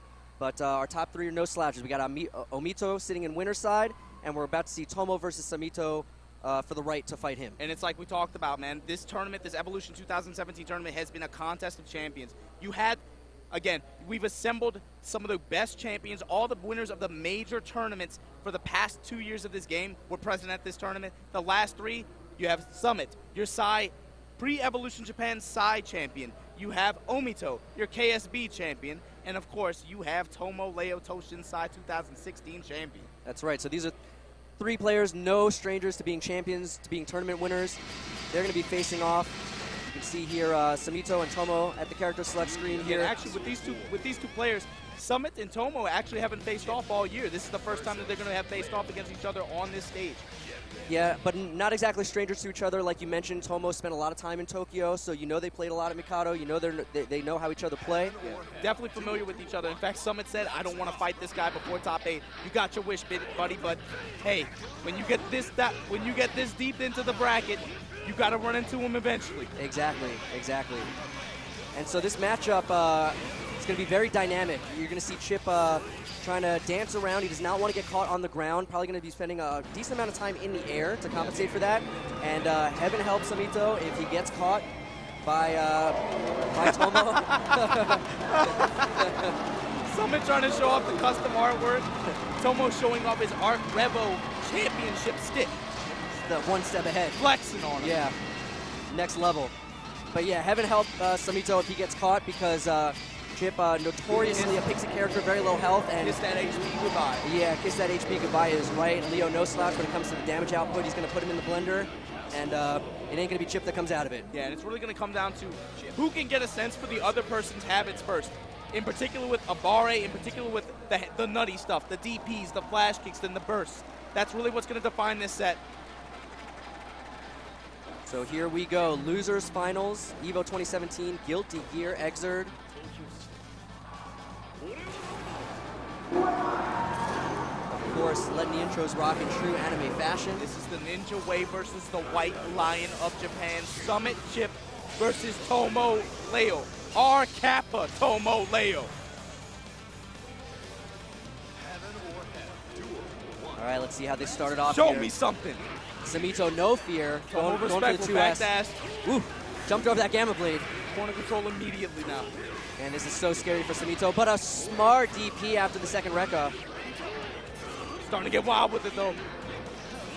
No punish on it that time. Tomo ready for it with the throw. One step ahead, gets the air throw off the H teleport. Stand up! We saw him bait a burst yesterday, the exact same spot, doing jump S and then double jumping to bait the burst. A lot of players know that you don't want to burst until you get to the air combo portion of Leo combos. And Tomo knows that. Yeah, he's ready. To it. And he knows that Summon in particular has his finger on the trigger always for burst. He's got a reputation for it. So Tomo taking advantage. Powerful first round from Tomo, and he's just running away with the second round as well. Samito's got to get out of this corner. He's got no resource to work with, but he finds the sweep trade in his favor. All right, throwing the kunai, creating some space. Create some space for himself to move around. Wow, and just runs up, no fear, far slash. Oh, and the delay, that's going to be punished. Side does, prioritizing corner carry. Tomo with the bad burst of his own. Summit ready for the punish. I would almost call it a Kyushu burst. But Tomo recovers. Takes that first game pretty convincingly, I'd say. I was going to say almost easily. Almost easily. Not what I expected. Summit deep in thought. And again, it's so rare for me. Man, I'm surprised. I see these guys, they're always laughing, they're always all smiles. Bro, I'm telling you, man, do not be taken in, do not be deceived by appearances. These brothers want this stuff. True competitors, absolutely. And a different opening there from Samito. Goes with a backdash. He winds up being able to whiff punish Tomo hitting a button. Good, nice backdash and output of pursuit of forward movement from Tomo. Whoa, that's 6P. Very smart. He IB'd the far slash, creating a bigger gap, and then was able to 6P. But you know Tomo definitely took note of that, though. He's going to mix it up a little bit more after the far slash now. Wouldn't be surprised to see far slash 2 slash specifically to beat the 6B. Just to beat that. Samito catching him at the tech. Got corner control. The ninja way. Catches him crouching. That round was all Samito. After a strong opening, taking the momentum, running with it. And again, we talk about Chip, his mix-up potential amplified in the corner, but Leo in particular has very strong options that move him out of the corner. That's right. Either run or flash kick. Oh, and a little bit of a drop there, but the Gamma Blade's going to catch. Catch it. Catch him with a reset. There, yep. Drop him. Good block. High. Good block and grab in response from Tomo. And the immediate DP out. He's not having it. Yeah, Samito, no fear. And Tomo on the ropes here. He's got burst, but is he going to find a good spot to use it? No, he just dies with his burst. Summit. Yeah, 1-to-1. I'm actually pretty surprised that Tomo didn't burst there after seeing the jump H. I don't know, felt like a relatively safe burst. Can't really jump cancel that, I don't know. It was definitely a 50-50 there, but... Let's see how that burst mechanic changes over the course of this set. All right, catches him crouching. Early burst by Samito, and he finds the uppercut. 6B, no conversion. Juggernaut frames, there it is. Counter hit 6B does yield a conversion. And Tomo's got all the momentum. Wow, Samito didn't notice the startup of the shield in the YRC freeze, and he DP'd right into it. I'm shocked. He could clearly see the startup in the freeze. That's just, wow. And he paid for it, too, in the worst way possible. Explosion. Yeah. Oh, no, and another explosion. Counter hit back turn to S, going to a 40% combo. Good block on that cross-up. Yep, but Samito's not out of the water yet. Man, I told you, you got to keep this guy locked up. You got to keep him chained up. Oh, no. Is he dizzy? No. Escapes. Let him get hot. If you let him get hot, and he will run all over you. Died to chip damage, it looked like. Samito had just gotten his burst back right at the end. I don't think he was prepared to die from chipped area. I think he thought he was going to be okay just blocking it out, so he didn't burst. Died with it. So we saw both players die with their burst there. Summit taking his time to thinking about it, letting it digest. This is also a very excellent player in long sets. All right, hits him with the run. Oh, big counter hit, and he blocks the burst. Burst in return. Tomo. Yeah, not a good place to burst. Stand him up. What's the look? Backdash, EVO. They both backdashed off of each other. Nice air grab. Gonna get a little bit of Oki here. Smart blitz.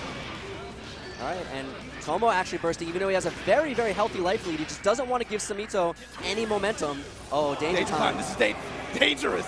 Oh, here we go. Big combo. And after this Oki, he's got to watch out for 6K. 6K such a threat in danger time. Maximilian. Oh! Flawless cancel. RC. Stand him up. It's going to be enough. It's going to be enough. It's going to do a lot of little hits here. And set point Tomo. Tomo wants the run back.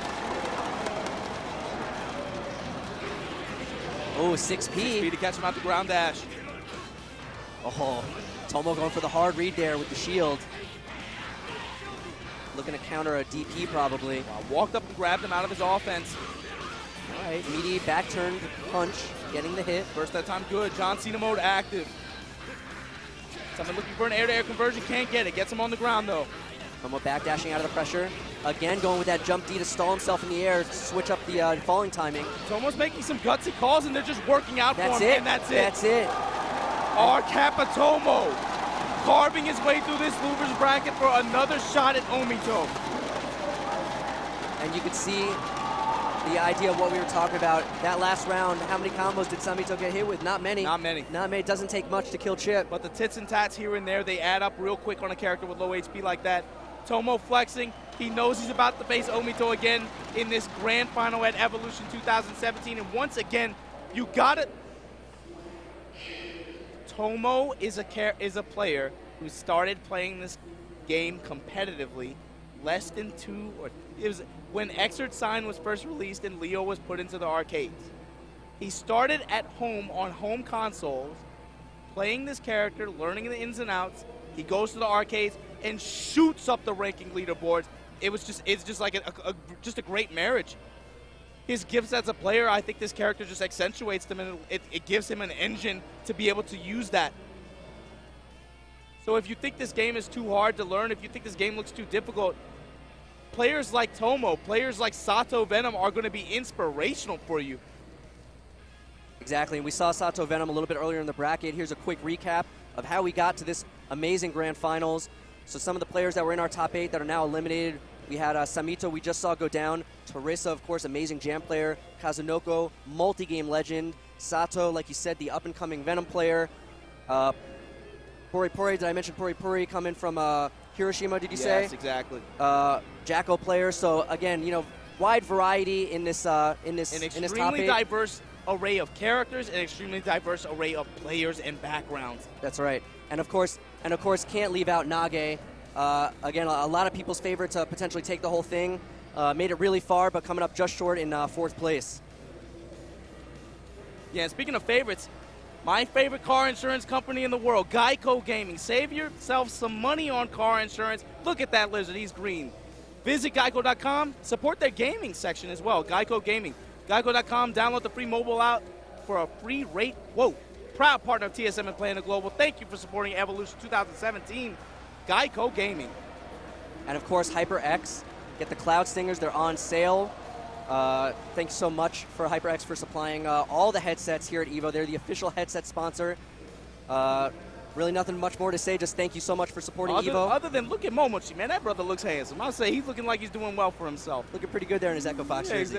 Hey, I'd love to see some of that on the Guilty Gear side of things, man. I would love to see some Echo Fox Guilty Gear support, man. Because you know what? They're going to tell you nobody's watching, but I know you're watching this gear. That's right, we're getting super hype here. And we are starting off our grand finals with a bad burst from Tomo. Getting his burst blocked. He went for that OTG burst that we saw him go for. Wow, dash up blitz. He anticipated the air buttons immediately. Coast to coast.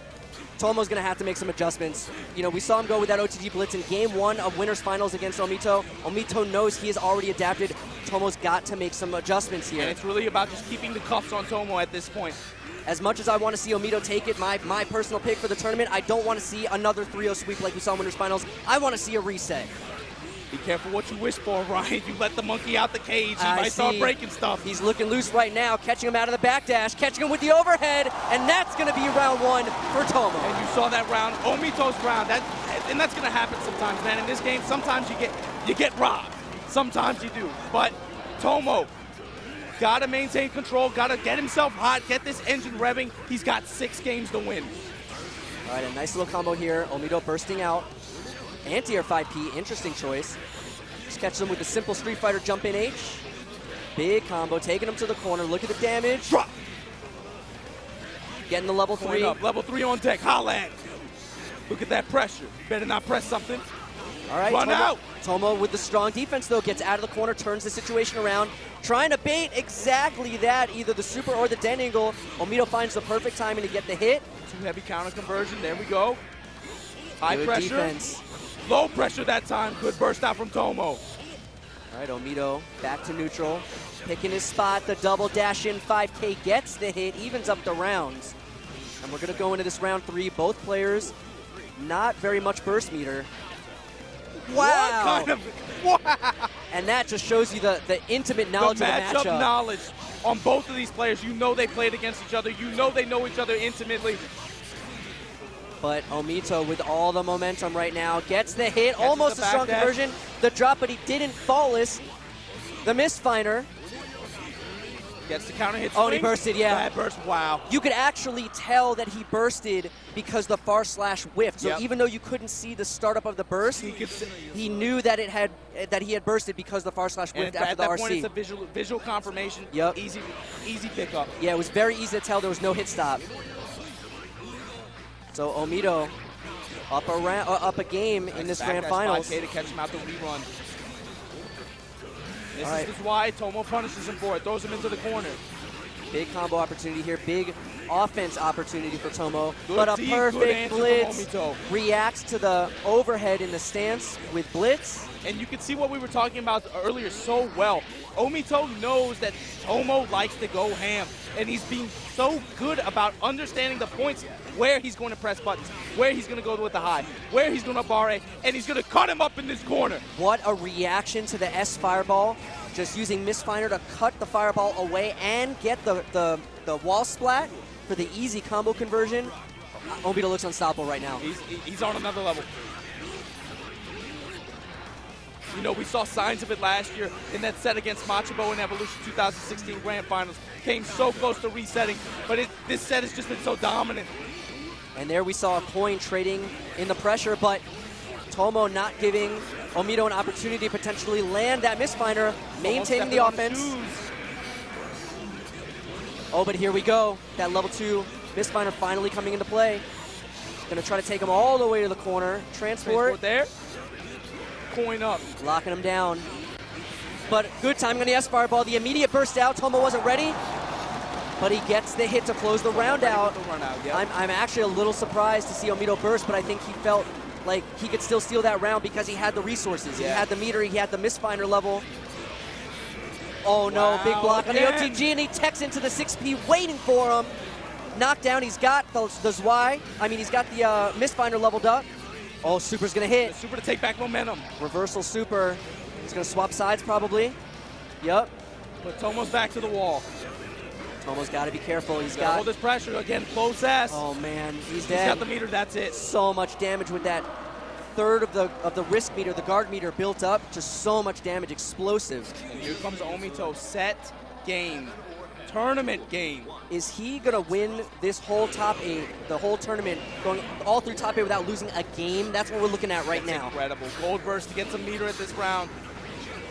Blitz on the stomp. All right, big combo. Take him to the wall. He's got the meter too. I'm surprised he didn't try to set up an unblockable actually with so much meter to spend. Using an RC there to get more time. Uh-oh. Bad blitz. Tomo saw it. A rare missed decision there from Omito, and a big opportunity. A lot of damage output. Smart combo choice here, using the charge blitz to drain some of the burst meter from Omito. To ensure that the end result. Just pure optimization there. Woo, that grab. Another round, Omito with the first substantial hit here. Tomo working off the back foot, gets the hit. And you see Tomo starting to now read the mash patterns of Omito. And that mix-up has worked twice now. He's done same side loads, worked twice. Flash kick through the 2H. Oh, and Omito walked out of the corner. 5S. Yeah, Omito walked himself underneath that jump in. Wow, tech through the coin. He canceled in the coin a little too soon, actually. It's the burst. Level 3 still on deck. Nice dead angle. Omito trying to steal this round. Wow, flash kick out there on the table. And Tomo denying Omito the flawless victory here. Gets on the board. So it's Omito, almost like he heard you, Ryan. It's I know. Like he heard you talking. So the armor has been cracked here. Is that the little bit of, confidence that Tomo needed? Again, another round starting with Omito with the first hit, and another bad OTG burst. Tomo does get out, so not a complete waste, but his burst meter just so empty right now. Nice, dashing 5K gets the hit, but Omito using his burst to maintain the corner positioning and maintain the momentum, maintain the offense. It's all Omito. All Omito. And tournament point Omito, Johnny, from Osaka, Japan. That's the thing, Tomo with these bursts early is giving Omito the freedom to also burst immediately to hold the corner. And look at this, another round with Omito on the offense right off the bat. Starting to activate a little bit though. You saw good blocks on those mix-ups. Nice. Perfect grab out the run through. Yet again, can't say it enough, a perfect response. Show him the guessies. Got him with the counter hit, but no conversion. Good block. Good D, good grab. Yeah, excellent defensive grab. Catches him with the side switch overhead. Dashing fireball for the Oki. Doesn't bother YRCing it. A lot of meter, but no burst. Great effort from Tomo to Omito to create that space. Gets him the whip punish, gets him the hit. Reversal super, smart decision. Gets the hit. He would have RC'd that if it had been blocked. Dash to super, is he blocking? He's not blocking. You have to be blocking that before the flash, but no conversion. The DP's gonna be blocked. Is he gonna burst? He does it, whiffs! It's over! Omito, Johnny! Omito takes it. Exactly what we've talked about time and time again. You have to be so careful how you burst against Johnny. And he saw it. He had the vision. He knew. He knew. Amazing, amazing play by Omito. Just a tiny falter there, dropping only one game to Tomo there right before the victory. Amazing play. And man, what an incredible end to an incredible tournament. Both of these competitors, man, again, we talked about this game. Tomo is someone who 3 years ago, if you would have told him he would have been standing on this stage challenging Omito for second place at Evolution 2017, he would not have heard it. That was a new player to this game, and look at what he was able to achieve here today, pushing everyone to the brink. But Omito came out the winner. Omito from Osaka, Japan, Kansai no Rabancho, taking it. Your Evolution 2017 Guilty Gear Xrd Rev 2 champion. My pick. Just throwing it out there. That's your pick? My pick. That's your pick? Just. I'm sure it's not just you, man. Yeah, I'm sure it wasn't just me, but I just got to throw it out there. But congratulations once again to Omito. Amazing showing. So happy for him. Freshly coming off his win from KSB, now following it up with a win at the biggest tournament of the year. Congratulations to him. Yeah, that's wow. And you again, think about all the people that were present at this tournament. We had a true contest of champions. And look at him emerging as the victor. You know he has to feel good about that. You know he's dreamed about that. If you don't think people on the other side of that ocean don't dream about standing on this stage, holding that trophy, calling themselves a champion, you don't know anything. And I have to hope also, you were talking about Tomo, up-and-coming player. If you would have told him all this a couple years ago, etc., I really hope that this near finish lights an even bigger fire under him, and he's ready to come back next year, and he does what Omito just did, and goes from a near miss last year, coming up just short second place, to taking the whole thing next year. That would be an unbelievable story. I'm looking forward to it, man. All I can say is thank you guys for joining in. Thanks you guys for watching all over the world. I know that people from South America, North America, all the continents, even Antarctica, I'm sure they got penguins watching this. Thanks to all you guys for watching and supporting this awesome game. Go on. And so with that, come on, don't put me on there like that. Thank you all for watching. Once again, thanks to all of our top 8 competitors. Congratulations to Omito. Just an exceptional performance. Just really can't say enough. Hope you guys enjoyed the matches as much as us. Tournament was fantastic all weekend. Really just thanks everybody for watching, supporting Guilty Gear. We'll see you again real soon. We're going to cut over to the award ceremony, but stick around. There's plenty more action here at EVO 2017. Thank you so much, Jazz, for joining me. We need to do it for medals. That's it. All right, it's time to announce the top 8 winners for Guilty. It's not coming out in the front. You guys hear me? Oh, there it is. It's time to announce our top 8 for Guilty Gear. Everybody give a round of applause for our combatants. All right. In 7th place, Teresa.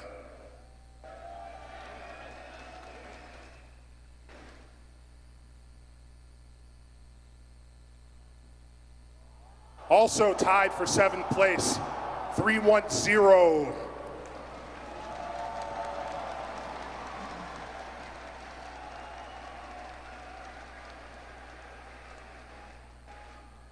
In 5th place, Pure Pure.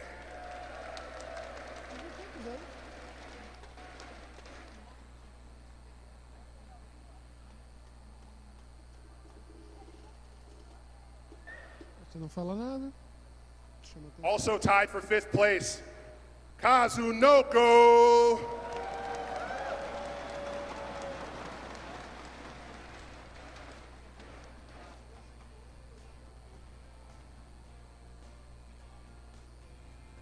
In 4th place, Nage.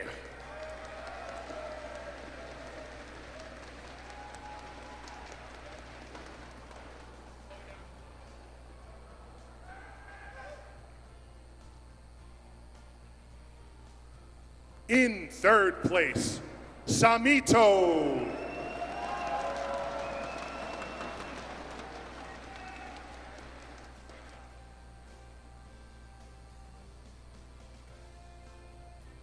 In 2nd place, Tomo.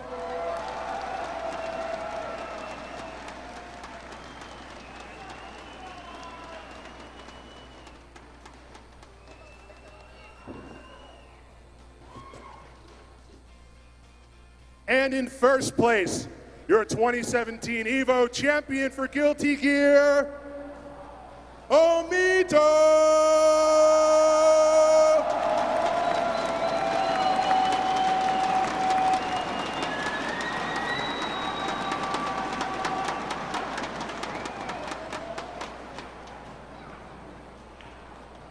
Give it up one more time for your top 8.